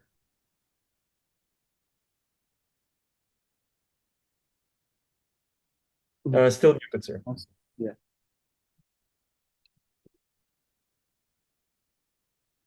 Sir, you may unmute your ano po, audio. Okay. Yeah, okay. So, wala namang straight path no sa tatlong stages na to. In fact, all the time marami ang mga kinayubong na ginagawa, no? Depende sa purpose. So pag small circle, that's bigger than the family, kunyari neighborhood, they build the kinayubong kasi pag family ang devotion, they have the altar at home, di ba? Pero pagka medyo lumaki na from sa family, the kinayubong is very practical. So they would put up the kinayubong under the tree, and then they'll just dismantle it. Now it can move on to become a cross. Depende dun sa group or sa grupo na na involved. I have documented several cases no na kung saan na ikwento pa ng mga tao yung talagang pag-evolve from the kinayubong to the cruise and then finally to the ermita. Pero long ano ito, it's a long process that takes like perhaps several decades. Okay? Halimbawa, yung isang latest nag-umpisa lang ito nung 1980s, 1970s. So merong isang field, merong isang lugar na yung mga farmers na adjacent ang kanilang mga farmlands decided to put up a devotion to Nuestra Señora de Salvacion. So they put up this kinayubong under the tree. So meron lang parang kumot at saka maliit na altar, and then they gathered some flowers. And then they would dismantle it afterwards. And then later on, they decided, okay, let's make this regular. And then they had a shed, the cross. And then along that development, dumadami na yung mga settlers dun sa area. And then eventually, just perhaps about a decade ago, they were officially recognized as a barangay. So they have now a proper ermita. So talagang nag-evolve yung forms na ito. And all the way up to the ermita, it's still popular religiosity. Walang kinalaman ang pare. Hindi sila pinapakialaman ng pare. Pero once na naging ermita na at napasok na sa configuration ng parokya, ng sentro katoliko, papasok ng pare. Papasok na yung institutional sector. Kaya ganun. Parang itong simbahan mag-harvest na lang. Okay. Ng mga bagay ng na pinunla ng mga taong bayan, sarili nilang kusa. And then, ayan, yung parokya, yung institutional church, i-harvest na lang, kumbaga. But of course, yung mga tao naka-orient doon sa pananaw na eventually we might become a barangay, so therefore we'll have to submit to the control of the parish. But Kinayubong and Cruz, puro yan agency ng ordinary folk. So yun po. So parang in a way it also tries to critique the conventional narrative that the Christianization or the conversion of the people, particularly in the localities, often from the elite, Yeah. who's trying to convert Yeah, in that sense, coordinates niya. medyo swak dun sa theme ng ating conference na sinasabi na ang taong bayan may initiative din, may agency sa kanilang religiosity, and then quite apart from the dynamics of the institutional church. Although at some point, nagko-converge, nagko-collaborate, nagki-create ng space ng interface. But I have documented some Maganda very yung sinabi interesting niyo, sir, na parang I have documented some very interesting situations wherein may conflict talaga yung parish sa yung barangay. So nagkakaroon ng conflict every now and then. And of course, nasisettle naman. yeah. So at saka napadali yung trabaho ng parishes na Napadali ang trabaho kumbaga i-gather. ng church. Ang sinasabi ko dito na hindi ko nabanggit, it's like the genius of the Catholic Church, yung pag-invento ng novena. No? Something, a devotional package that is totally accessible to the folk. Wow, ang galing. Parang ganyan. And then, yun. Yeah. So if you are interested to know more about the context of Ermita in the province of Catanduanes, you may reach out to Sir Mon, and also the works of Ma'am Dudes, and also Sir Marjon. You may email them, you may contact them. So kasi wala na tayong time po. So maraming salamat po sa ating mga presenters this afternoon. Jos Mabalos po sa Gabos, and I think this will be the end of panel number 2, and for the next portion, I think we will have a short virtual break, and then we will proceed to the next panel, which is the panel number 3. So maraming salamat po kay Ma'am Dudes, kay Sir Mon, at kay Sir Marjon, and to all of you who participated in this panel. So yeah.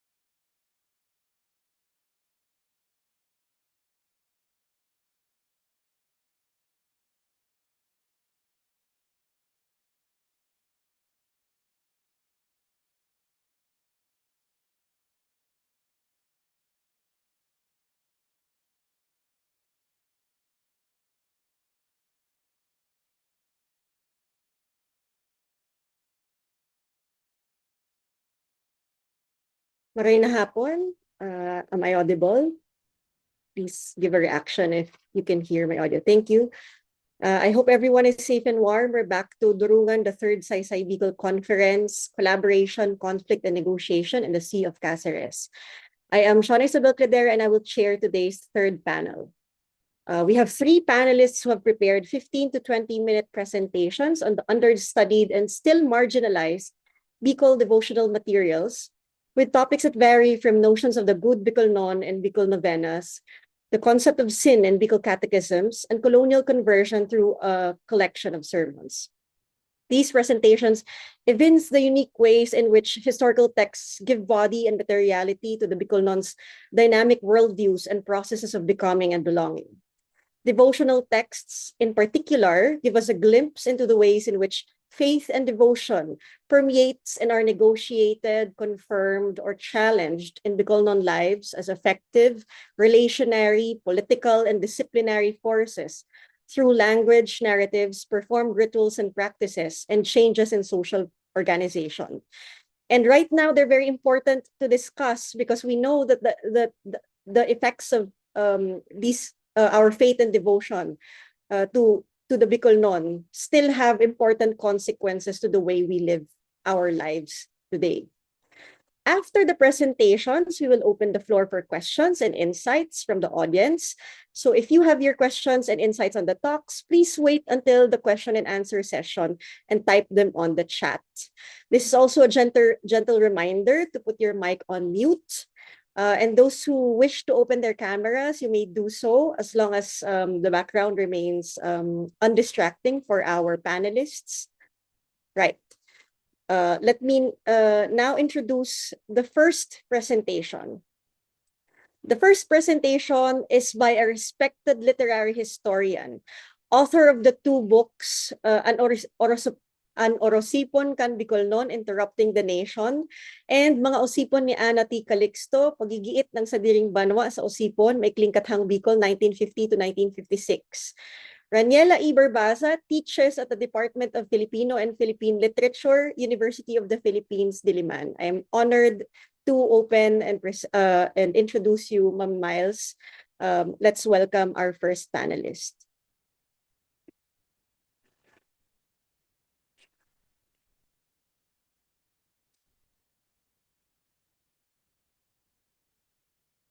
Maraming hapon tabi sa Gabos. Magandang hapon sa lahat. Ako po si Raniela E. Barbaza, miyembro ng Saysay Bicol. Nagtutukdo sa Departamento ng Filipino at Panitikan ng Pilipinas, Universidad ng Pilipinas. Ang presentasyon ko ngayong hapon ay pinamagatang Mabuting Bicolnong Katoliko, panimulang mga tala sa novena sa pamurawayon na San Luis, Hade sa Francia, ni Monsignor Bonifacio Z. Buakenya. Ang suliranin ng maikling papel na ito ay ano ang larawan ng Mabuting Bicolnong Katoliko na binubuo ng novena. Sa partikular, ang mga tanong na sinusubukang sagutin ay paano binubuo ng novena ang larawan ng Mabuting Bicolnong Katoliko? Ano-anong alalahaning panlipunan ng Bicol ang lumilitaw batay sa novena? Ang novena ay sinulat ni Monsignor Bonifacio Z. Buakenya. Kura paroko siya ng panahon na sinusulat niya. Ito ng Pili, Camarines Sur, dekada 60. Nakalimbag sa isang 6 inches by 4 inches na chapbook, nilimbag ng Cecilio Press ng siyudad ng Naga. Sa likod ng pabalat ng mismong novena ay may mensahe, pataratara ang manunulat, may maikling pagbati. Nilikha daw niya ito, sinulat daw niya ito dahil hiniling ng kanilang panganay na kapatid na nung panahon na sinusulat niya ito ay yumao na. Si San Luis, ang patron ng kanilang kalye sa Nabua, Camarines Sur, sinabi niya dito na nagdagdag siya ng ilang bahagi na karaniwang hindi kasama sa mga novena. Sabi niya dito, igwaning kaibang kadikit na istorya kan kaining santong hade asin paghorop-horop man sa pag-arog kan sa iyang kabanalan. Bawat araw ng nobena, 9 na araw ay binubuo ng, ito makikita natin dito, no, maikling tala sa buhay ni San Luis. No, ito yung una, no, unang bahagi sa bawat araw. Kalawa, yung pagmumuni, no, yung paghorop-horop, at ipangatlo, yung pamibi o panalangin. Pagkatapos ng 3 bahaging ito sa bawat araw ay umaawit ang mga nagnonobena. Na tinawag dito na gosos, na awit nga. No? Iisa lang ito sa lahat ng 9 na araw, inuulit lang yung pag-awit, no? Bawat katapusan ng araw. Okay, sa unang araw, ano yung kinukwento dito yung pagpapanganak kay San Luis, no? Pinanganak daw siya noong April 25, ika-25 ng Abril, taong 1215, no? Nung siya ay edad 11, namatay yung kanyang ama na hari, kaya siya na yung tagapagmana ng korona, siya yung naging hari. Kaya lang, dahil nga bata pa siya, ang namuno ng kaharian ay ang kanyang ina na si Doña Blanca. No? So yung dalawang parang tauhan na to, no, sa salaysay na ito, no, si San Luis at yung kanyang ina na si Doña Blanca. No? So ano yung katangian ng mabuting Bicol noon? No? Una, magalang at makinuyog sa iyang magulang ang anak. No? Masunurin, magalang at masunurin sa magulang. Para naman sa mga magulang, ang mga magulang ay lagi nagpapaalala sa anak ng pag-iwas, nagmawa ng kasalanang mortal. No? Dito sabi, akit ko padangat takanin marhay, alagad buot ko pang mahiling takang gadan. No? Mas gusto ko pang makita kang patay kaysa magkasala ka ng mortal sa mahal na Diyos. Ikalawang araw, no, si Doña Blanca pa rin yung ina ang pinakatuon, no, dahil nga siya yung ina, no, nangangalaga sa kanyang anak at siya yung namamahala, no, sa kaharian, no, dahil bata pa si San Luis, no. So sinasabi dito na ulirang ina si Doña Blanca dahil pinaturuan daw niya ang kanyang anak sa isang banal, no, na guro upang matuto ng mabuting pamamahala sa kaharian. So sa paghahanda kay San Luis bilang hari, no,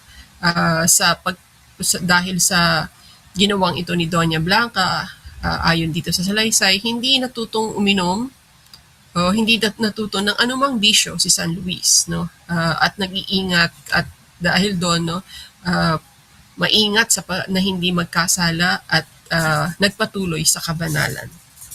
Ikatlong araw ng nobena, pinapakita pa rin dito si Doña Blanca bilang pinuno, no, ng pamamahala, no, ng kaharian, no. Isa siyang marhayan sa iyang responsibilidad, no, sa kaharian.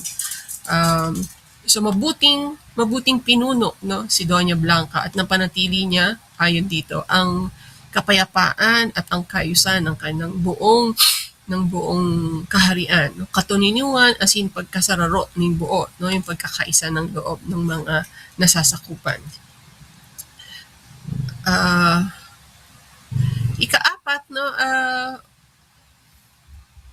Ikaapat na araw, kinukwento na dito si Haring Luis ay tumanda na, no, at nagbinata, no, at ikinasal na siya kay Margarita de Provenza, no. Na isa ding ang pagkakalarawan dito, sarong may kabanalan man na reyna, no. Nagkaroon daw sila ng 11 anak, no. So dito si San Luis ay magulang na ang pagkakalarawan, no. Hindi na siya anak kundi isang magulang, at bilang magulang ginagawa din niya yung ginawa sa kanya ni Doña Blanca, no, pinapaalalahanan niya ang kanyang mga anak, no. Ang sabi dito, no, dai kumananggad ka mahiling na magkakasala nin makuri. Ang pagkakasala ay pagkakasakit, no, kasi isa sa mga sakit no na yung leprosy, no, yung lepong. Ang pagkakasala ay pagkakasakit ng kaluluwa, no. So mas gusto pa rin niya, inulit din niya dito, no, mas gugustuhin pa niya na malapa ang hawak, no, mamatay, no, mabulok ang katawan. Huwag lang mahulog sa impyerno ng mga kaluluwa dahil sa pagkakasala. Ikanimang araw ng nobena, no, Isa sa mga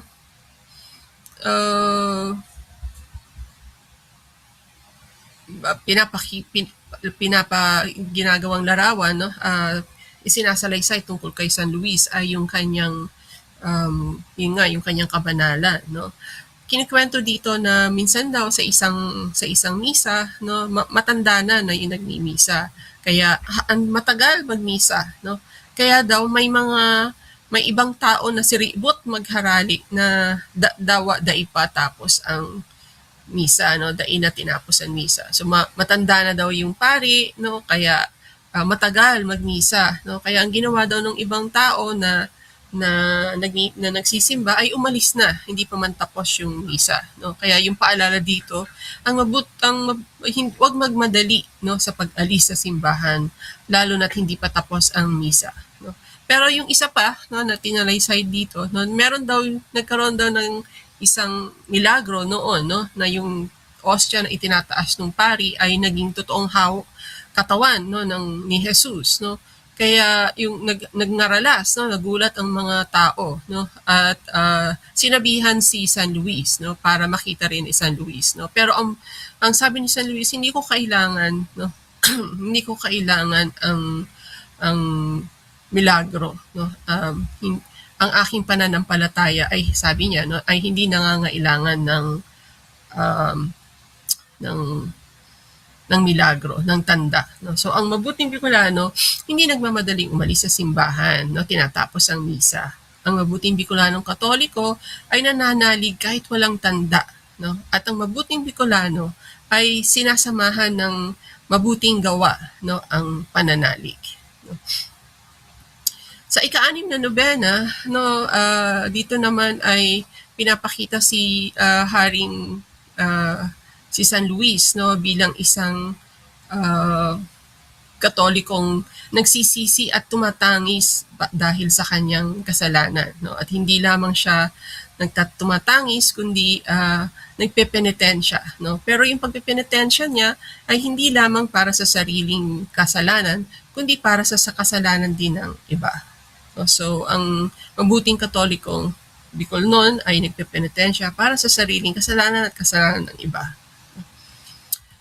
Sa ika-7 araw ng nobena, isa sa mga kwento pa, no, tungkol kay San Luis, si San Luis daw ay religyoso, paladasal, no, laging nagsisimba, araw-araw nagsisimba, no.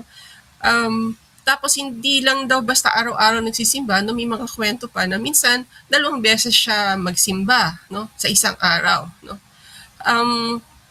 Kaya ang kwento dito, minsan daw may isang babae na pinagalitan siya o kaya parang sinabihan siya, no?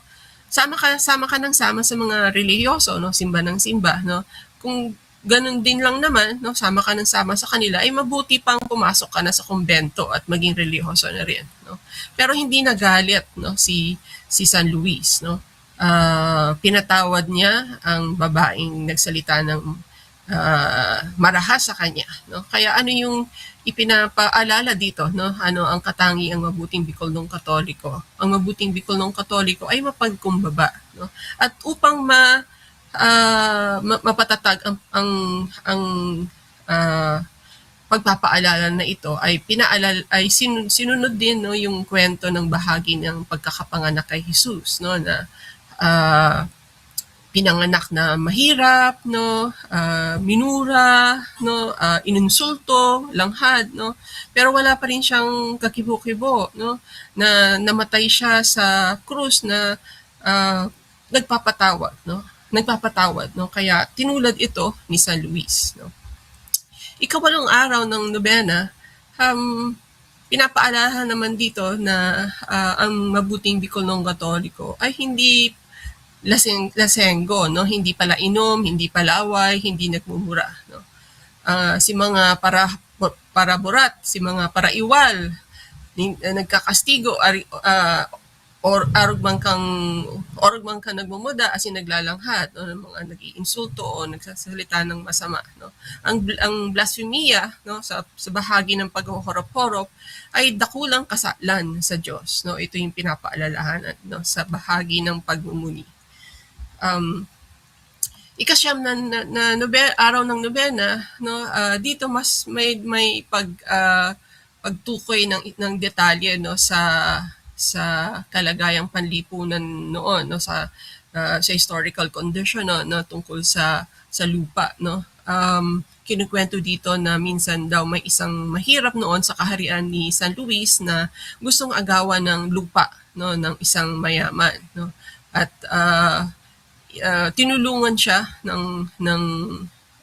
ni San Luis, no, na hindi maagaw yung lupa mula sa kanya, no. So napakahalagang detalye ito, no, sa nobena, no, na nagpapakita ng pag-uugnay, no, sa kasalukuyan noong nangyayari, no.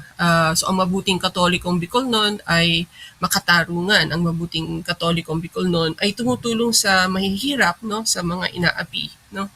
So sa bilang pagbubuod, ang mabuting Bicol ng Katoliko, masunurin sa magulang, dinidisiplina ang anak, walang bisyo, hindi nagkakasala ng kasalanang mortal. Ang mabuting Bicol ng lingkod bayan ay nagpapanatili ng kaayusan at kapayapaan ng lipunan, hindi kinakailangan ng pisikal na tanda para manalig, mapagkumbaba, nagpepenitensya, no, para sa sariling kasalanan at kasalanan ng iba. Hindi pala inom, hindi pala mura, no, hindi paralang langhad, no, nag-iinsulto at nagpa-blaspheme. Makatarungan, no, may sense of justice, no, tumutulong sa naapi, hindi nang aagaw ng lupa ng mahihirap, no. So ano yung mga panlipunang alalahanin na lumilitaw, no? Yeah, well, yung detalye ng mga pag-inom at yung no, yung sinabi ko na kanina na pang-aagaw ng lupa, no, at yung kapayapaan at kaayusang panlipunan, peace and order, no. Paano binuo ang larawan ng mabuting Bicol ng Katoliko? May bahagi nga na yung dinagdag, no. Bahagi ng pagsasalaysay ng buhay ni San Luis, at doon natin makikita, dahil maikli lang yung bahagi na yon, kung ano yung pinili, no, yung mga piniling bahagi ng buhay ni San Luis. Ito yung mahalaga para dun sa lumikha, no, kay Monsignor Bonifacio, no, Buakenya, no, na pwede nating sa pagpapatuloy ng pananaliksik na ito, no, pwede nating iugnay sa nangyayari noon sa Bicol at sa buong posibleng sa buong Pilipinas, no. At yun, no, yung pagbibigay ng mga tiyak na halimbawa sa bahaging paghurop-huropan at pamikbi, no. So dahil ito ay maikli lamang, no, dito na po nagtatapos ang aking presentasyon. Diyos mabalos, maraming salamat po. Magandang hapon ulit.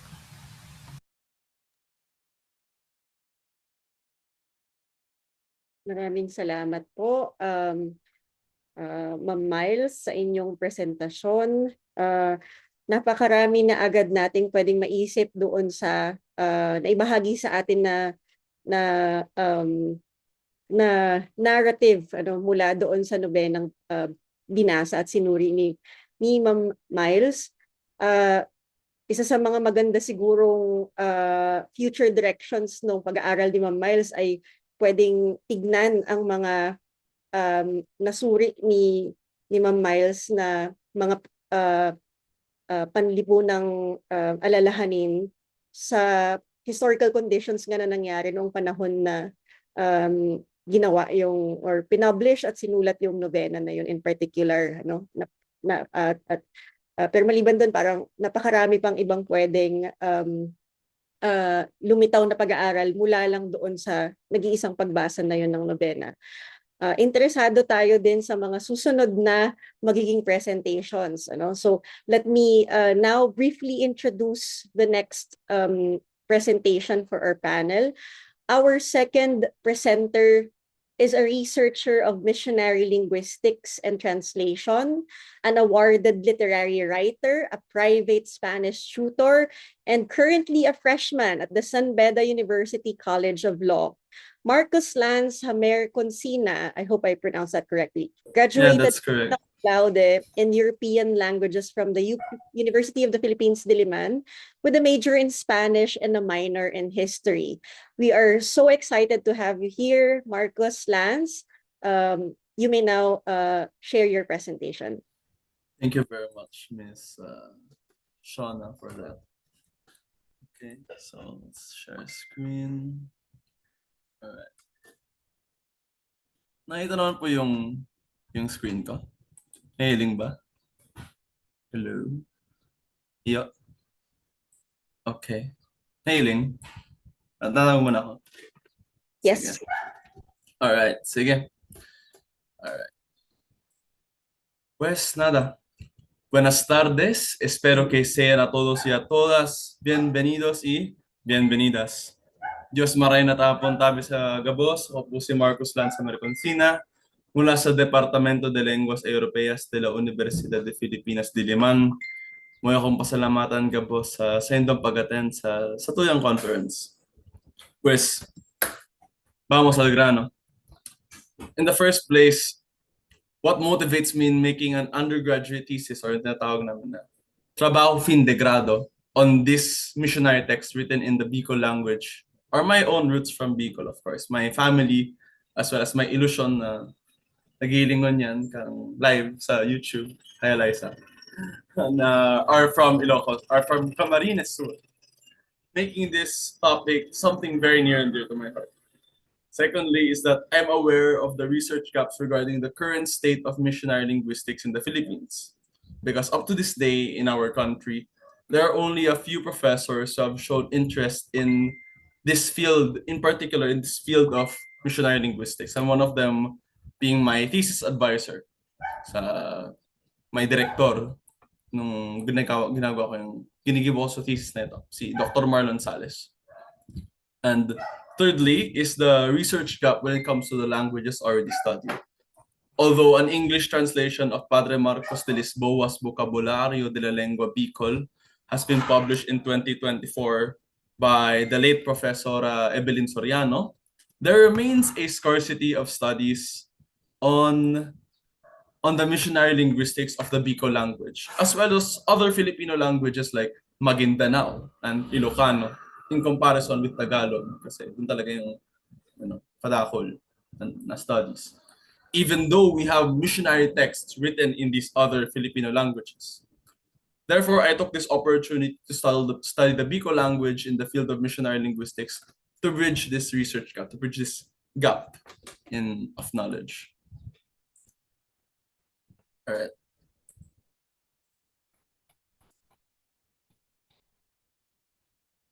Now, with all this said, I'd like to first recognize the colonial roots of missionary linguistics, as missionary texts show a biased perspective on the beliefs of the natives, the Bicol natives. For example, missionary texts like the Vocabulario describe the chief deity of Bicol mythology, like Gugurang as a demon. Likewise, some missionary texts also describe the sexual act as a dishonest act in order to highlight its sinfulness according to the missionaries. But for better or for worse, whether we like it or not, these missionary texts are the same texts that offer us the first systematic and compiled written documentations of Filipino languages. So, in a multilingual country such as ours, it's important to know and value the cultural and linguistic diversity that surrounds us by studying the texts written in Filipino languages by the religious orders. And when it comes to these religious orders, I'd like to give some historical context. In the year 1594, the Real y Supremo Consejo de las Indias divided the Philippines among the religious orders. The Chinese community, the provinces of Pangasinan and of Cagayan were assigned to the Dominicans, Pampanga and Ilocandia to the Augustinians, the Visayas to the Jesuits, and the Bicolandia to the Franciscans. Such distribution of the missionaries allowed them to learn the languages of their respective provinces. As a result, the Franciscans in Bicol introduced Catholic concepts with their missionary texts like El Arte y el Vocabulario de la Lengua Bicol, and of course, El Catecismo del Padre Domingo Martinez. Sorry, Marcos. I'm Yes. sorry to interrupt, Marcos, pero your slides aren't moving, so you might have to set it to screen. All right. There. Is it moving now? There. Is it moving now? Hello. Yes. Thank All you. right. Thank you. All right. Difficulties. Anyways. So regarding the author of the study text, what we know of Padre Martinez is that he was a Franciscano descalzo from the Provincia de San Gregorio Magno. He fulfilled various roles over the course of his life, such as being a parish priest of various pueblos in La Bicolandia, as well as in La Laguna, where he died in 1727. He was a chronicler and an author of various works such as the Compendio Histórico de la Provincia de San Gregorio, as well as some biographies of his fellow Franciscans, and of course, El Catecismo. The present Catecismo del Padre Martinez is the version published in the year 1864 and is composed of 64 pages. The first 18 pages are dedicated to prayers like Ang Ama Niamo and Ang Tarakagurang ng Maria. Likewise, the Ten Commandments and the precepts of the Church are included here. Whereas pages 19 to 57 contain the Catechism by questions and answers, and from 57 to 64, a guide to the Mass. And I was able to freely download a copy of this from the Biblioteca Nacional de España Digital. So I highly recommend this website for those who would like to research Spanish bibliographic patrimony, which includes missionary texts written in Filipino languages.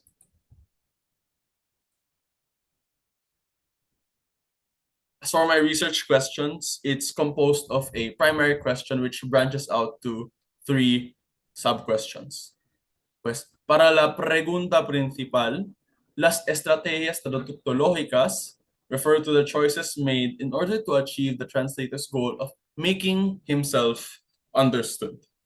So besides the word sin or kasalaan, sala, I've also located other terms belonging to its semantic field because they give it context, as without context, it would make no sense.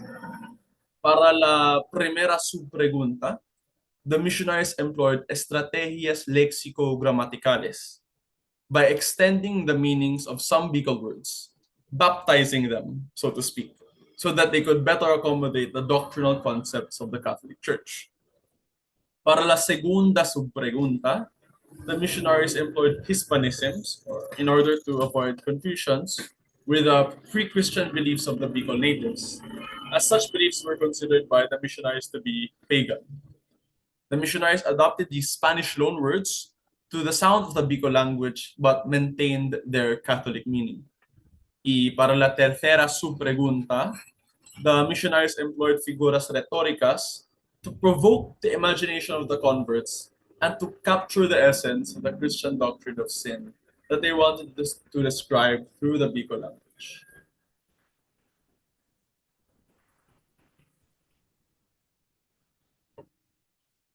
For my theoretical framework, I used Eugene Nida's dynamic and formal equivalence. Although we recognize that this theory was somewhat antiquated, we took into account the fact that the text I studied is of the religious sort, and that this framework is oriented towards the analysis of religious texts, making this the most apt choice for my trabajo fin de grado. Moreover, Nida's framework starts with a source text and a target text.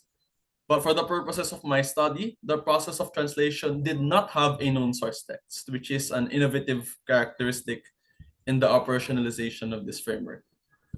After all, the study of translated text with an unknown source text is not completely unheard of, as the possibility of studying such texts exists in both secular and religious fields, such as the study of pseudo-translations in literature and the study of the Q source in biblical studies. Regarding the framework itself, dynamic equivalence, or in Espanol, equivalencia dinámica, insists that the reception of the translation in the target language should be similar to the reception in the source language in order to ensure its comprehensibility. Whereas formal equivalence, or in Espanol, correspondencia formal, requires a word-for-word translation that ensures faithfulness naman to the message of the source language. Despite the differences between the two, the negotiation should be balanced between faithfulness to the source language and the comprehensibility of the message in the target language, as they belong to the same spectrum. Regarding la traducción inversa or back translation, I myself translate the fragments written in Bicol in the Catecismo to Spanish. as it was a method which I used in analyzing the text. Moreover, I translated with the help of Padre de Lisboa's vocabulario, as it came from the 19th century, just like the Catecismo. Regarding data collection, as the sample of the study is a digital copy of the Catecismo, I use purposive sampling with the use of digital search tools in order to specifically locate the term sin or kasalan, sala, along with other words belonging to its semantic field, which we will see right now. Right. So moving towards the results of the analysis, although I maintained the categories I established earlier through my research questions, I've observed that mutual exclusivity is impossible, as some words and phrases could be classified under more than one category. I was able to write down 20 tables in my paper, but in the interest of time, I've only selected one representative table for each category. In this first table, one could observe the extension of various words such as kasalan and kagtubos.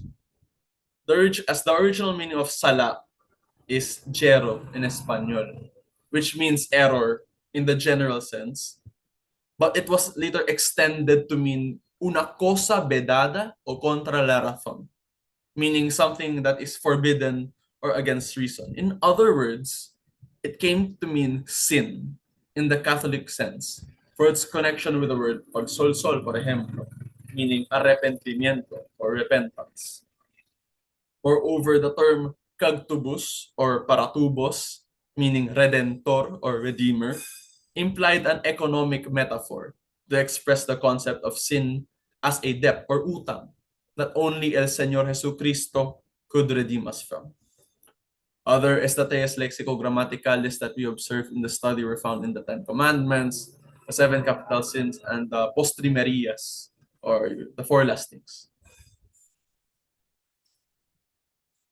In this second table, it's observed that the Hispanism infierno is described as a lugar de padecimiento para los condenados, or a place of suffering for the condemned.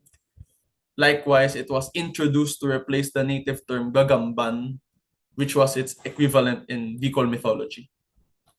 Moreover, the Hispanism limbo was described to be un aposento donde los santos estaban puestos en tiempo pasado para esperar por nuestro Redentor, which translates to a place where the saints of the Old Testament waited for their Redeemer. Lastly, the Hispanismo purgatorio was explained through a metallurgic metaphor this time, as it describes purgatory as a paggagamban, or a crucible, or crisol. And the Christian soul as a bulawan or gold, as the Christian soul is something that needed the refinement and purification of purgatory before eventually going to heaven. Right? And other Hispanisms that we've seen in this study include Dios, which was used instead of other deities in the Bicol pantheon, Bicol mythology, like Gugurang. Santos y Angeles were also used instead of terms like Anito, Diwata, and Bathala due to their connection with pre-Christian beliefs, and as well as the concepts of los sacramentos, kasalan na original, las indulgencias, la atrición y la contrición were likewise introduced as Hispanisms. And in this last table, we can observe the introduction of pecados veniales y mortales, or venial and mortal sins, where imagery and metaphors were used to differentiate between these two subcategories of sin. So venial sin was described with the word sadang, which meant una cosa pequeña, or a small thing. But in this context, it was utilized to describe that this type of sin is a transgression that is small. And likewise, it used medical metaphors to describe this type of sin, because it describes sin as it's a type of sin that does not kill the soul, but rather it weakens the soul. On the other hand, mortal sin was described with the word makuri, which in this context is utilized in the sense of something terrible in order to highlight the gravity of this sin. This subcategory of sin is called mortal because it's something that kills the soul and the life of the soul, which is God's grace. Other figuras retóricas we've seen in this study are war metaphors, using the Bicol terms kaiwal and agaw to link the imagery of enemies and combat, physical enemies and physical combat, to the concept of demons, temptation, and this time spiritual combat, spiritual warfare. Likewise, legal metaphors were also used, as Los Santos y Los Angeles were described in the Catecismo as Los Pintacasi, which meant abogados e intercesores, because they intercede for us sinners, as they are the sinners' advocates before Jesus Christ, who is el Poco, or el Juez de las Almas, the judge of souls. The analysis of the Catecismo shows that the missionaries employed dynamic and formal equivalents jointly, as they adapted and extended Bicol words to accommodate the Christian message. They used figures of speech in the Bicol language to make the Catholic teaching understandable to the natives. And they conserved doctrinal terms through Spanish loanwords to avoid confusions with pre-Christian beliefs. The natives of Bicol were introduced to a new spiritual reality, to a religion where the sin of each and every person not only offends their neighbor, but offends God as well. The translation strategies employed in the Catechism allowed the introduction of the Catholic concept of sin to the worldview of the native Bicolanos. In conclusion, the transmission of the Christian doctrine, the conversion of the people, and the transformation of their language were all realized when sin arrived in Bicol. Muchísimas gracias por escuchar. De nuevo, yo soy Marcos Contina. Paray na hapon tabi sa indong gabos. Diyos mabalos.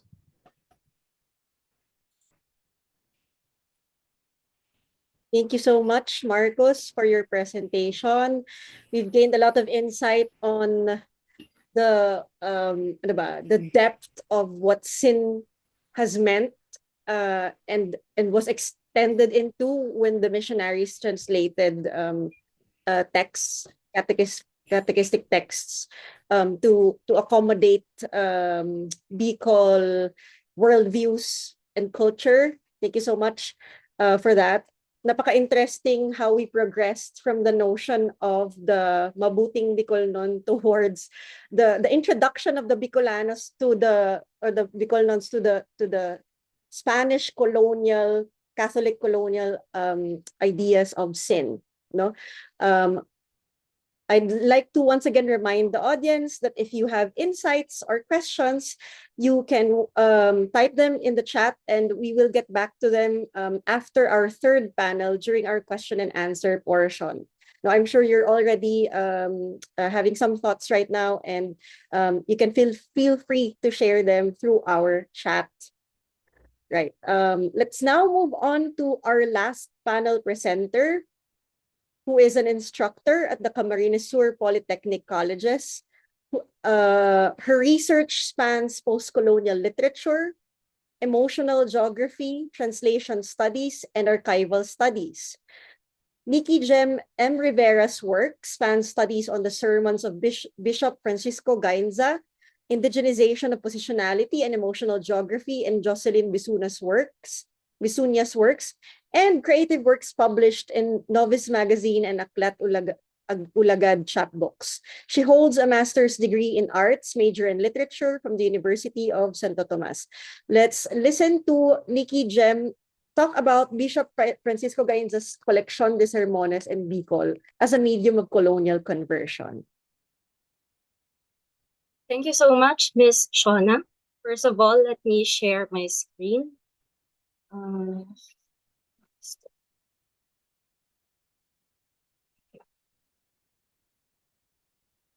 Is it visible po?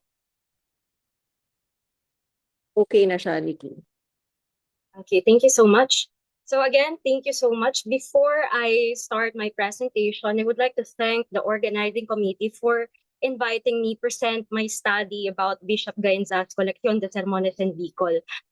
Actually, this study is from my book history class, and Ever since after I graduated from my master's, it's still undergoing countless revision as I attempt to improve the study's direction. So allow me to share my study. First, let's start with the definition of hulit. So hulit is defined as the doctrine, teachings, or admonitions. Nahulit or naghulit, to teach or instruct or admonish. According to the early Bicol lexicography, the word hulit as a noun and a verb uses indoctrination and correction. As a noun, hulit denotes doctrine, teaching, or reprimand, while its verbal definition, maghulit or nahulit, refers to the act of instructing or correcting. The semantic framing of the word hulit reveals the imperative act that equates spiritual teaching and moral discipline, instruction, and punishment, further suggesting that the language of preaching in Bicolano encodes authority and correction within the vernacular. The linguistic link between teaching and correcting in Bicol can be traced back to Father Marcos de Lisboa's Vocabulario de la Lengua Bicol, who early missionary lexicography combined evangelical teachings and colonial disciplines. When the Most Reverend Francisco Gainza arrived to assume the see of Nueva Cáceres in 1863, he addressed the challenges of Christianization in the region. He justified in his Prologo Pastoral that publishing the collection of sermons is necessary because of the grave neglect of local parish priests in delivering the weekly spiritual lectures or platicas to the native population. He notably ordered to republish the Vocabulario de la Lengua Bicol by Fray Marcos de Lisboa in 1865 along with the other religious texts in Bicoliana. The lexicographical intervention through the dictionary provided a sharpened semantic understanding among priests, thereby paghuhulit becomes anchored from the mother tongue of the natives, and abstract theological concepts are no longer abstract but within the reach of their comprehension and bound to their spiritual salvation. This educational and religious initiatives further situates Bishop Gainza's efforts within the broader context of the educational system of Cáceres. In Javier Leonardo Crujeria's study on the establishment of the Colegio de Santa Isabel as a part of Hispanization of the Diocese of Cáceres, he suggested that his efforts to expand vernacular religious instructions were related to the colonial project of Hispanization. In Crujeria's formulation, Bishop Gainza may be understood as a religious administrator concerned with the effectiveness of Christian instruction. This context is important to the present study because the sermons can be understood as part of this educational and evangelizing instrument. The sermons in Bicol did not only make Christian concepts accessible and comprehensible to the natives, but enabled colonial religious knowledge to propagate in the language community itself. In the study, A Grammar of God, Translation, Grammar, and Memory in the Arte y Reglas de la Lengua Tagala, Marlon James Salas assumes that God manifests in language, implying that there are many possible reiterations of God in language despite the homogenizing tendencies of proselytization.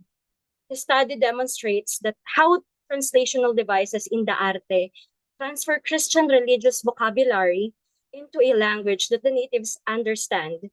This supports the notion that grammar and translation are closely intertwined in the production and transmission of Christian knowledge. In the context of this study, this relationship provides understanding on how missionary lexicography and vernacular religious texts did not simply translate the texts, but solidify theological concepts through the linguistic and semantic praxis available to natives. With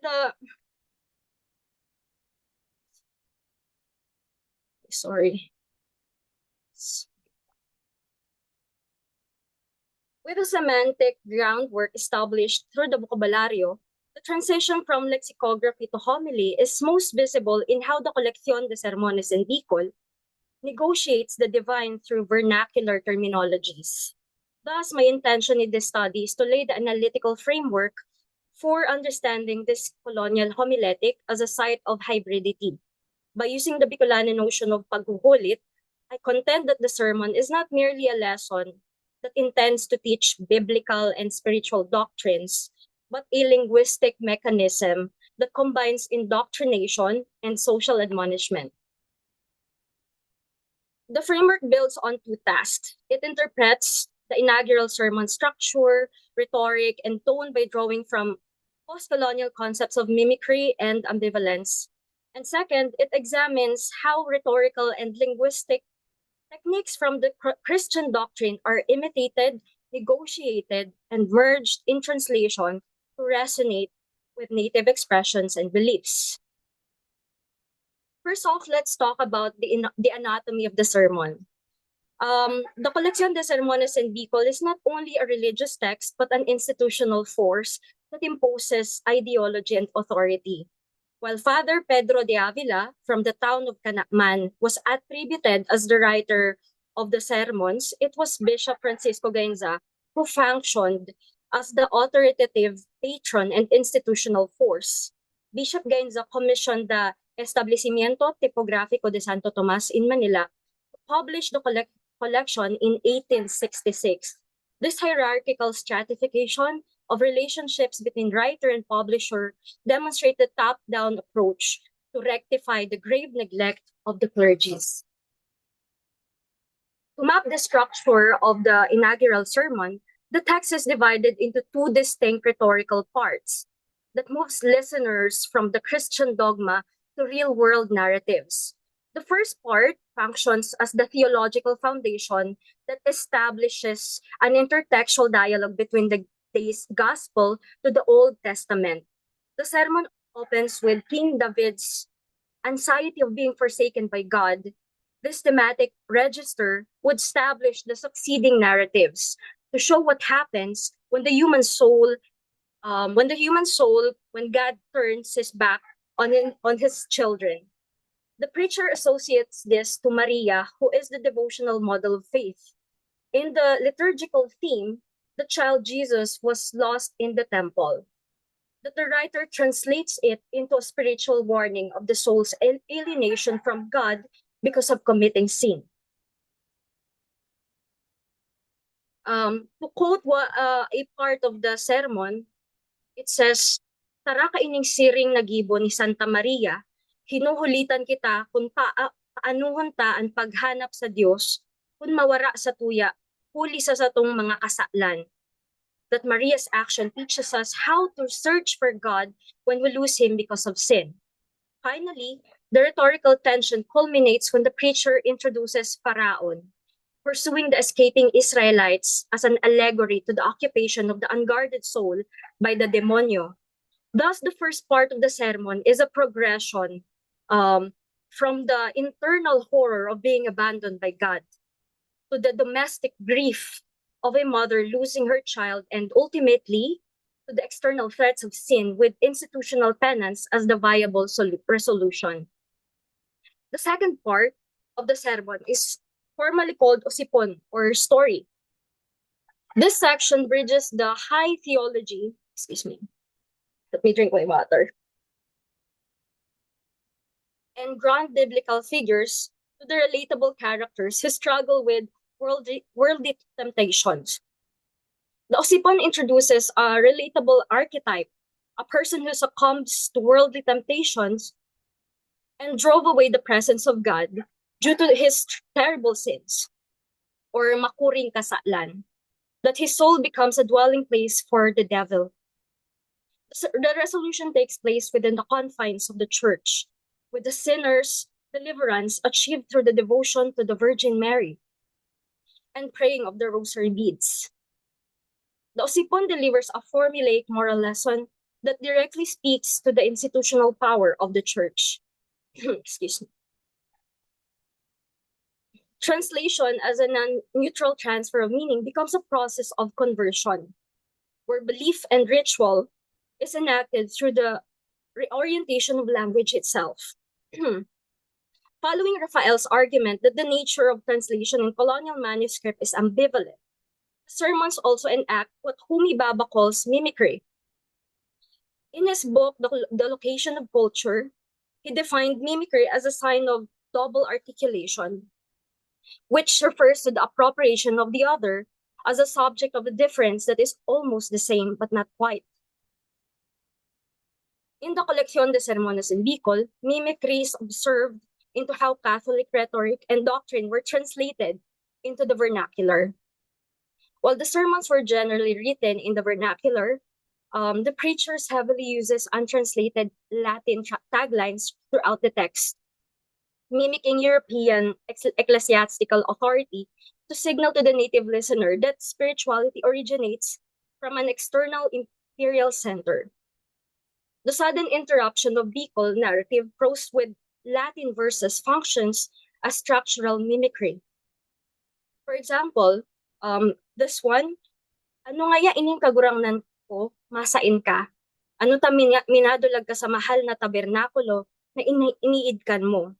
Iyo ito suminiring sa iya ang kagurangnan tang Dios, kaya ngaya ako nagbabalik, isinubol ako nindakan sa indang mga kasaklan. Maray di mo nakikita ang mga gibo kaining mga tao, kaya huli ka iyan, naghahali ako. And then the Latin tagline, Fili hominis putasne, vides tucid isti facion, abominaciones, magnas quas domus Israel facil hic, and etc. The writer-preacher follows a formulaic European homiletic model.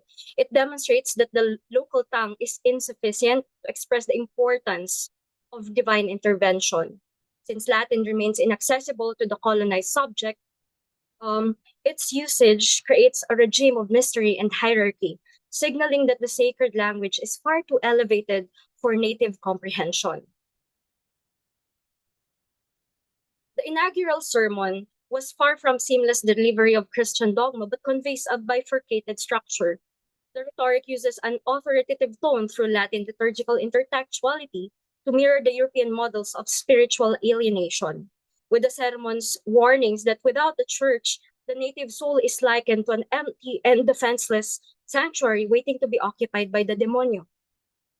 Tara isinisubol ta kung nagkakasala kita sa iya, asin pagkahalin ni Diyos, iyon minaerok sa to ang demonyo.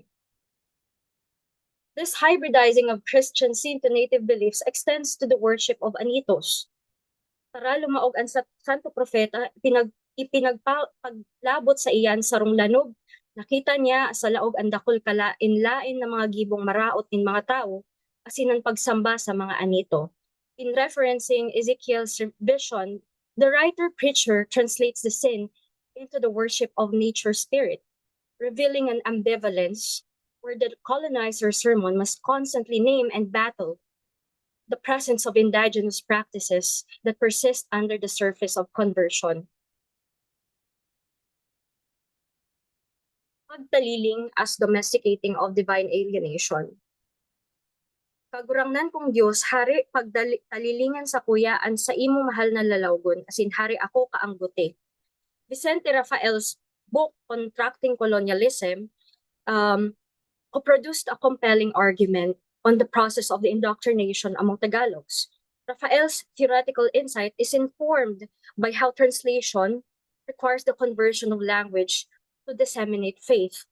In the cited quote, the Bicol word taliling, to look away or turn one's face in anger or disgust, was used to translate the theological concept of damnation. It negotiates the doctrine through framing divine rejection as a familiar alienation from an authority figure. Paghidaw as an indigenous emotion of piety. Kaya man sa maghapon na sinda paglakaw, hinidaw na ninda si Jesus ta, pinagkakaataman ninda, kaya nagbalik sinda sa Jerusalem, natulong aldaw na pagparahanap ni Santa Maria kay Jesus.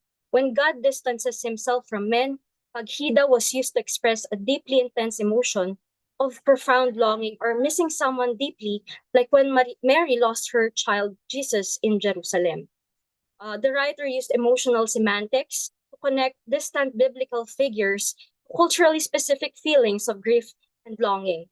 Mary's weeping teaches the natives how they must behave when they realize that they have lost God due to their sins.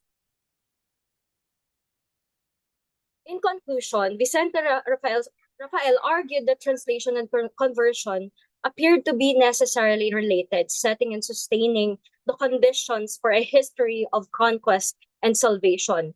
In this sense, conversion through translation involves transmitting Christian document while reshaping consciousness and social relations of the natives. The Colección de Sermones in Bicol precisely operates within the framework of translation and conversion, anchoring spiritual alienation or local familiarity to localized emotional registers, re-engineers Bicol affective landscape. In extension, it did not only function as a spiritual illumination, linguistically, it extends as a disciplinary apparatus. So these are my references. Mabalo sa Indogabos, that's my study po. Thank you so much.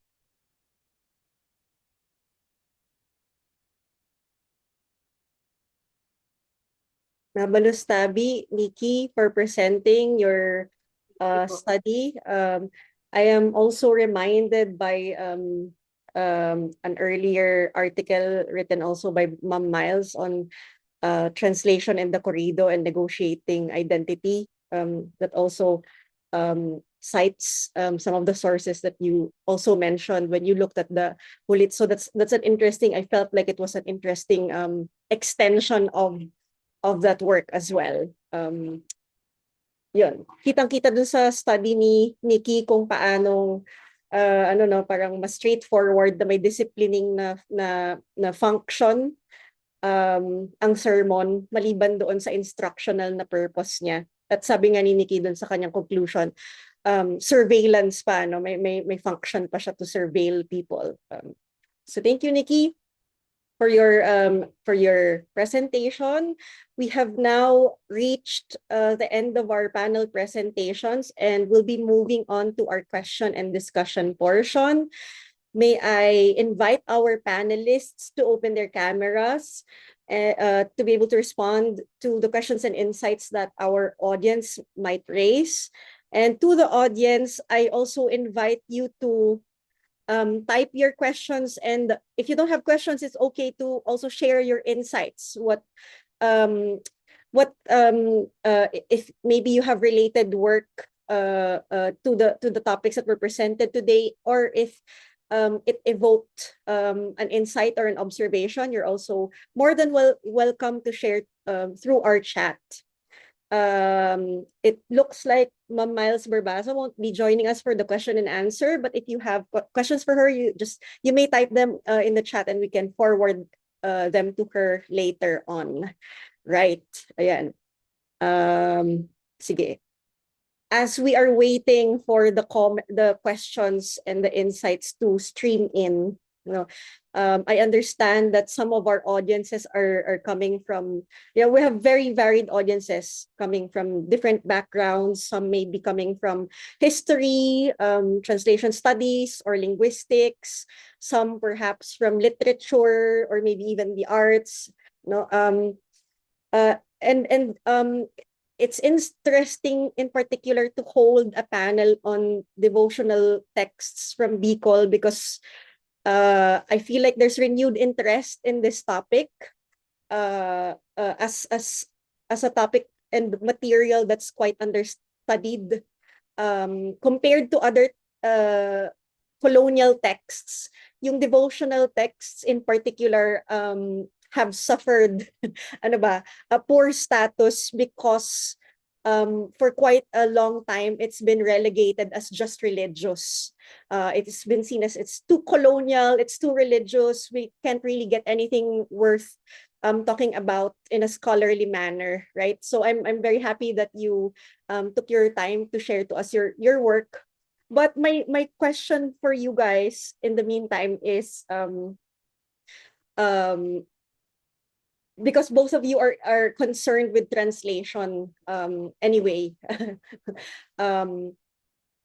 Maybe for Marcos, more for Marcos, I'm interested if if you feel like the doctrina that you've read, as you were, as I understand, you were reading that the translation, the Spanish translation into Bicol, right?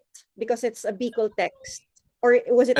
Yeah, it was the other way around. The text is in Bicol, And and then then I translated into Spanish. Oh, you translated it, Yeah. right? Okay, thank you for clarifying that. Because I was following the question na yung texts na nakasulat in Bicol, ano kaya yung masasabi niya sa atin tungkol sa responses ng mga Bicol noon doon sa pagpasok ng concept ng sin?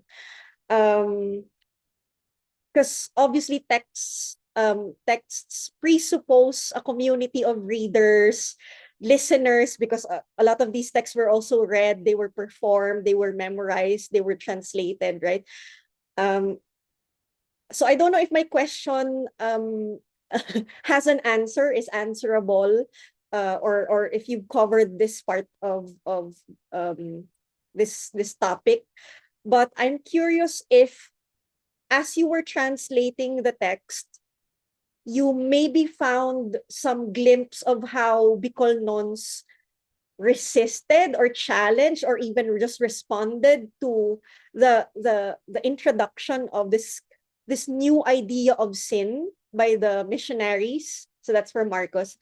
Yeah, and for Nikki, my question is, this is actually a more general question, but then for Nikki, because you've talked about how this was an earlier work of yours, this is your master's thesis, and you're also trying to sort of like develop this further, right? I'm interested in how, if, and I'm also asking because you're also doing creative work and you're also into critical studies, right? I'm interested in how you would give advice to maybe people who may not necessarily be historians, but who would like to go into reading stuff like this, like yung mga hulit o yung mga sermon, ano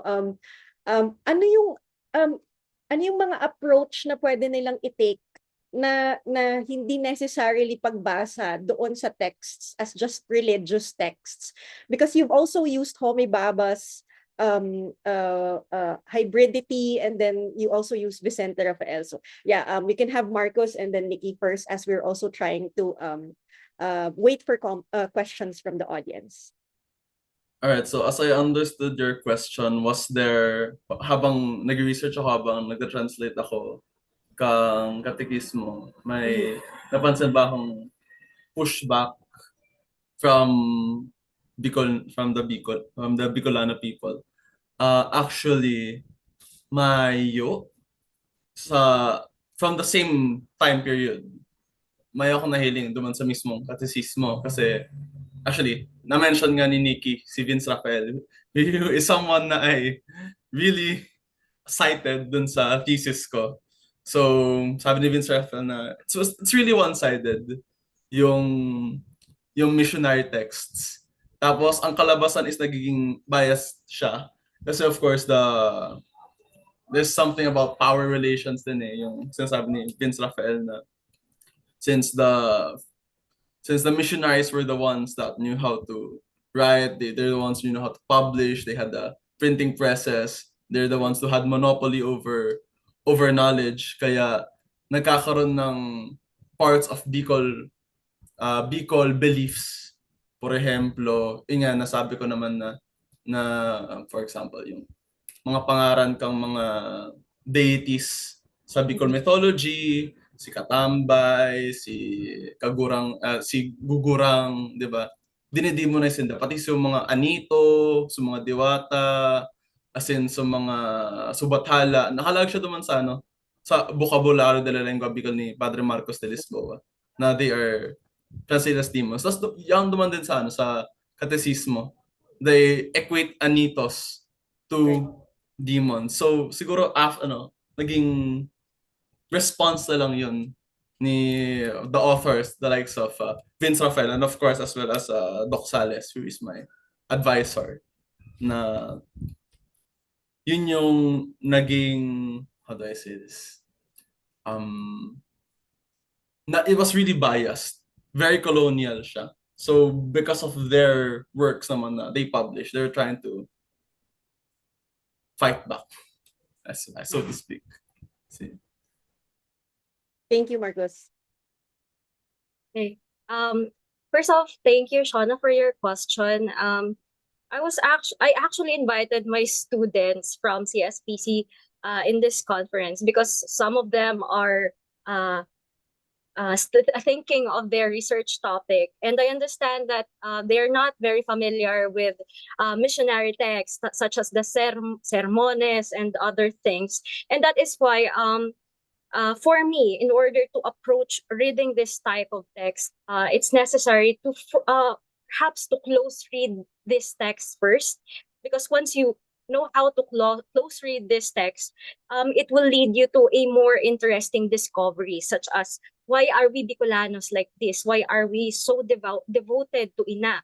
Perhaps we can answer these questions when we read the sermones and other devotional texts, and that is why I asked my students na perhaps maging interesado kayo sa ganitong mga teksto, lalong-lalo ng konti lang yung mga nag-aaral tungkol dito. Okay, so that's all po. Thank you, Nikki. Very useful.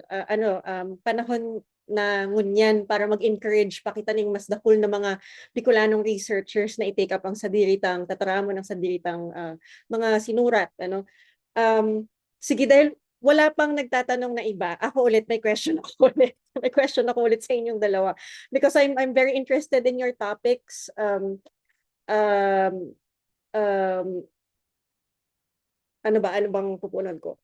Halat sana. Nawala si sa kuyang train of thought. Kanina, Marcos, earlier you were talking about how the missionaries extend. Tama ba? Am I correct? The missionaries extended, right? The concepts, the notions, or the words that were in Bicolano. Maybe you can talk a little bit more about this process, just so we sort of can get I don't know, a more systematic maybe glimpse. I have really poor background on how this linguistic concept works, so maybe you can talk a little bit about that. And also, yan, kay Nikki, but also again, maybe it works for both of you. I really agree with your idea that close reading is a way to begin going into such texts. And in my because I'm approaching this from the lens of a literary historian as well, because I'm coming from literature. Kaya ako sobrang interesado sa mga texts nyo, and in particular, the reason why I asked those questions earlier was because usually sanay nga tayo doon sa notion na parang sobrang total ng colonial rule, walang spaces for the Bicolnons or the Filipinos to have thought otherwise, but we also know that it's a matter of yun nga, negotiation, collaboration, and challenging and interrogation and so on. So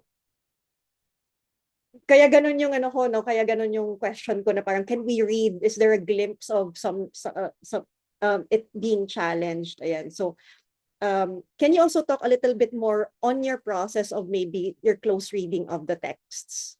Is the sermons, is the collection of sermons by Gainza the only work you've done so far, or are you also moving into other devotional texts, or maybe close reading other kinds of Bicolnon texts as well? So yun, kay Marcos Nikki ulit. All right, to answer your question, off the top of my head, so pinaka masabi kong while I was translating, while I was researching, hindi talaga sa pinaka tumatak sa kuya. The word, the Bicol word for baptism is bunyag, right? And we don't have any other word for baptism aside bunyag. Or yeah, bunyag. But the original meaning of bunyag is actually to spray with water. To spray water, to sprinkle water. But because of this adoption of the missionaries, of the word bunyag into something more specific. It became eventually it became the word for baptism, and up to this day it only refers to baptism. Thank you, Marcos. Earlier, you also were mentioning how yung vocabulary ni Lisboa showed how the missionaries were immediately demonizing Bicol mythologic characters. I think kabali man medyo may sinasabi din dyan itong article ni Ma'am Miles Barbasa tungkol doon sa at saka mas related din pala kay Nikki na itong sa mga texts like the Corrido and other similarly colonial texts, may mga daing na translate na mga pangaran o kaya tataramon, they nata-translate into Spanish or they man nata-translate into Bicol. So kasubago ang dinemonstrate ni Nikki, may Latin pero apparently, similarly, igwamang arog kato na nangyayari sa Bicol. So, day pa ako nakakabasa ng iba pang studies tungkol digdi. So, magayon siguro hilingon ta. Baka igwa sa audience ta na may masasabi tungkol digdi. Nikki. Okay, so regarding your question earlier, Ms. Shona, you asked about the process of writing such paper. Actually, this was my final paper in our book history class, and it's originally a modernization project that since the sermones were written in the type of the Bicolano language that is quite hard to understand. Kasi nung mino-modernize ko pa lang to, may mga words akong di naintindihan at hindi rin siya available doon sa Vocabulario de la Lengua Bicol. So I have to understand it within the context of the sentences where it was used. So it was quite a hard process, pero fulfilling naman kasi mas naintindihan ko ang content ng sermones. Though ang difficulty lang sa part ay yung translation kasi hindi naman ako talaga marunong mag Latin at konti lang naman yung alam ko sa Espanyol. Ang ginawa ko na ay mag-research. And actually, our class in book history was very helpful in developing this study further. And especially that I have talked to different historians and scholars, I have encountered more helpful studies para ma-improve yung direction ng study na to. Okay. So yeah, that's all. Thank you, Shona. Thank you, Nikki. Thank you again, Marcos. Maybe we have some insights that the audience wants to share, or maybe some questions or even some comments from the audience. You don't have to be shy. Igwatabi. Grabe pati ngunyan ang satuyang enthusiasm pag-abot digdi sa research sa Bicol devotional text. Igwa tabi na hali kay Jai. Yes, Jai.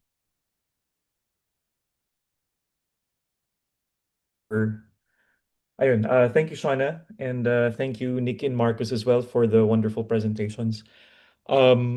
Magayon nun ining devotional text sa na pag-adalan sa history din, not just in literary studies, translation studies, or linguistics, but also in history.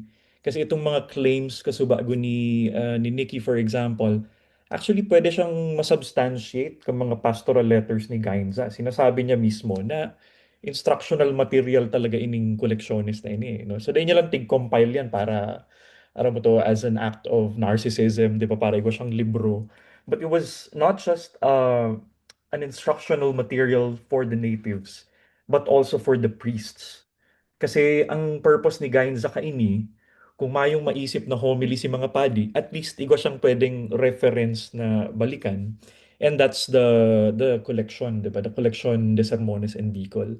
So we also see that Gainza produced all these texts, not necessarily for the natives primarily, but actually for the fellow priests to carry out their mission to convert the natives. So siguro ang pwede kong mai-add sa discussion is maybe you can check, Nikki, the pastoral letters by Gainza. kasi itong tig-cite mong paper na sinurat ko tig-publish ko kang 2021, I was able to substantiate the Hispanization claim because of Gainza's words. So pwede mo talaga siyang ma-prove, no, by citing speeches, letters by Gainza himself. So bako siyang guni-guni, bako siyang interpretation mo lang kasi nagamit ka ng framework, no. But I think empirically, igwang support for those claims that you made earlier. As for Marcos, magayon din itong pag-dissect mo kang kasalan, ano, itong iba-ibang kasalan.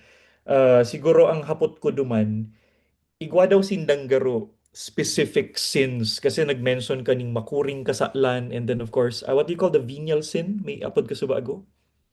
Sadang. Ano yun? Sorry? Sadang. Sadang. So, Sadang. tig-define pa ninda ito further duman sa... Iyo, tabi. Oo. Paano ninda tig-define itong duwang klaseng kasalan na ito? They used imagery and metaphoric language para tanganing ma-define nila, tanganing makuha sa imagination ng mga Bicol noon. For example, how do you explain a venial sin? A venial doesn't exist in Bicol, so they use the term, oh, it's a small sin, and they also use metaphoric language. It doesn't kill you, it just makes you weak. Whereas yung mortal sin, it's something very heavy, it's something terrible. Kasi makuri can be used in either something really, really good or really, really bad. So in this context, it's used in the really, really bad. And moreover, since there are so many types of sin, right? I mentioned kasubag so 7 capital sins, which is, I can also say na kaiba siya duman sa mga tataramong Bicol na tig-extend o tig-adapt kang Catholicism. For example, ano ba? Ayan, gula. For example, itong pagkapaslo, yung pagkaurihon, pagkahugak, these existed in Bicol before the Spanish came, pero because when the missionaries came, nabigyan na siya ng spiritual, natawag siya kang spiritual meaning, as well as moreover, so these are specific sins now. These are not just emotions, these are not just feelings, na itong pagkapaslo, pagkaurihon, pagkaimot, pagkaurag, they're not just feelings anymore. They became sins na. As well as yung kasalan na original. How were they able to make them understand na a long time ago there were only 2 people. That's because of their disobedience na sinasalin na ngunyan. So kasalan ninda. So it was through the use of metaphoric language talaga that they were able to make not just the concept of sin itself understood, but the complexity of sin, because there are so many types of sin. Wow, very, very interesting. Sorry, Sean, nasaro pang hapot kay Nikki this time. In addition to the collection, the Sermones in Bicol, Nikki, iko ka pang ibang materials ni Gainza na integrate sa imong paper, siguro to, further solidify your argument. Ano pa itong ibang text siguro na pwede tang i-consult to pursue your argument kasi sabi mo an instrument for colonialism, for conversion. Igo ka pa daw pwedeng i-suggest sa satuyang mga paraan tabay ng mga pwedeng basahon ng mga teksto. Okay, so regarding additional text available here is aside from the prologue of pastoral, which is also available at the Sermones, dun sa libro, I was looking for is that a letter by Francisco Gainza. I forgot the exact title of that letter. Probably I will look for it since I cannot find the exact source right now.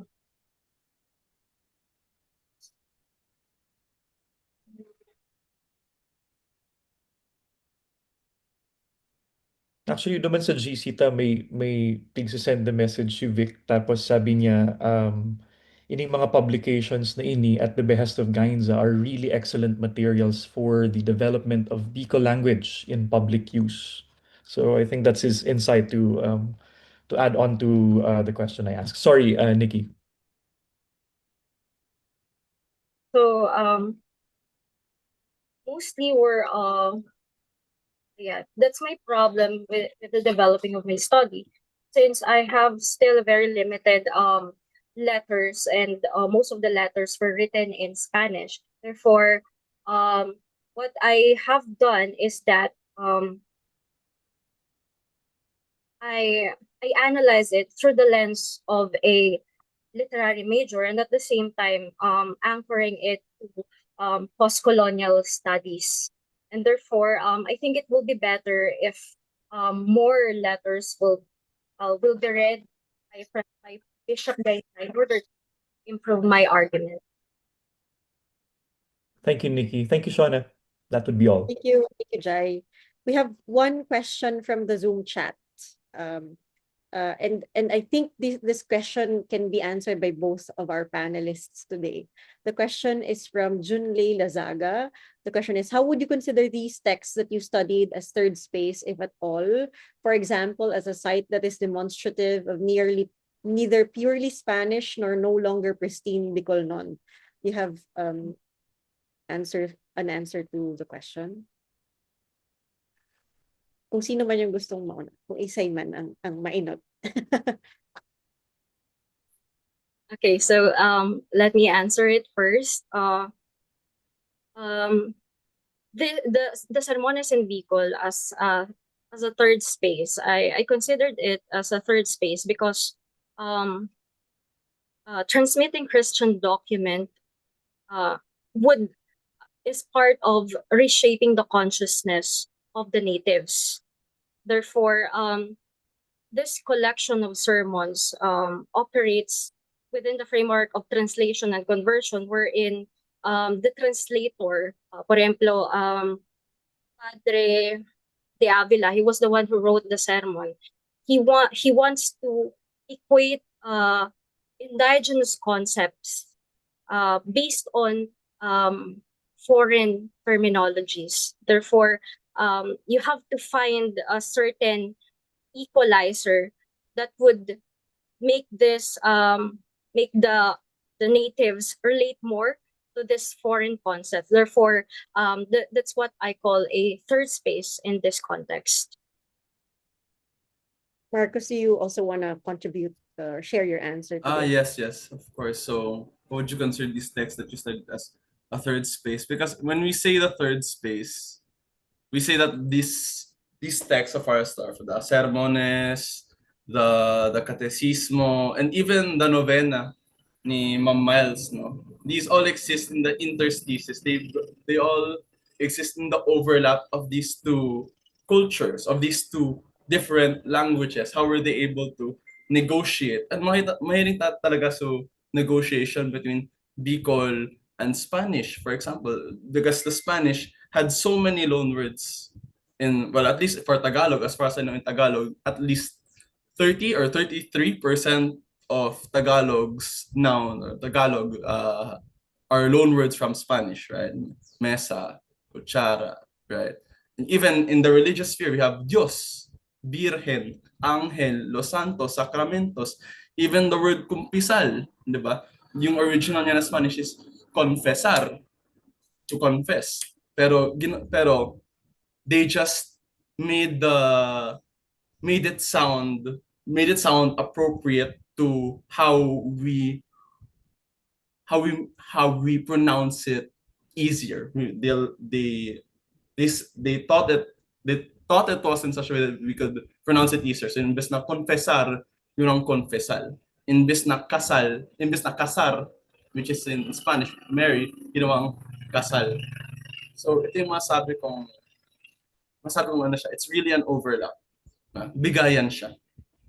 Yeah. Thank you, Marcos. I can contribute a little bit to the question by challenging the notion of something called the pristine Bicolnon. Because I think if you're looking for something purely third, then you have to have assumed that there is a pristine first and second to begin with. But actually, even the notion of the Bicolnon was, it's a historical construct that had to be formed, as a response even to colonial Spanish rule. And then even after the Spanish left, upon the arrival of the Americans, upon the Commonwealth or the war, the notion of Bicolnon continues to be constructed and formed. And we can think of it in the same way we think of Filipino. Ano ba yung Filipino language? Pag inisip natin yung Filipino language, akala natin maraming salitang Filipino, pero as Marcus has earlier demonstrated, a lot of maybe even 95% of the Filipino we speak is what? They've been mga inangkin galing sa Sanskrit, hindi lang sa Spanish, sa Chinese, sa Arabic, sa Sanskrit, at saka sa iba pa. Kaso lang, masyado na tayo yung nasanay, at saka kung gagamitin ko siguro yung salita ni Ma'am Miles, nanahan sa wika natin, naging tayo na yung wika na yon. Kaya parang hindi na natin ma-separate yung first, second, at saka third. No, so it's a little bit challenging to think about that in this particular manner. Thank you so much, Marcus and Nikki, for such a generative, productive discussion with you. We hope to read your research later on. I think that's about the time we have for today. Thank you also for the audience for contributing your insights. I think we're due to have ano bang meron natin for the schedule? Do we have a break scheduled? Let me check.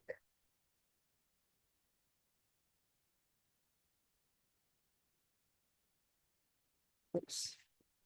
Yeah, I think we're due for a 15-minute break before our plenary session to close the day. Thank you all for coming, and see you later at 4:15 for the plenary session.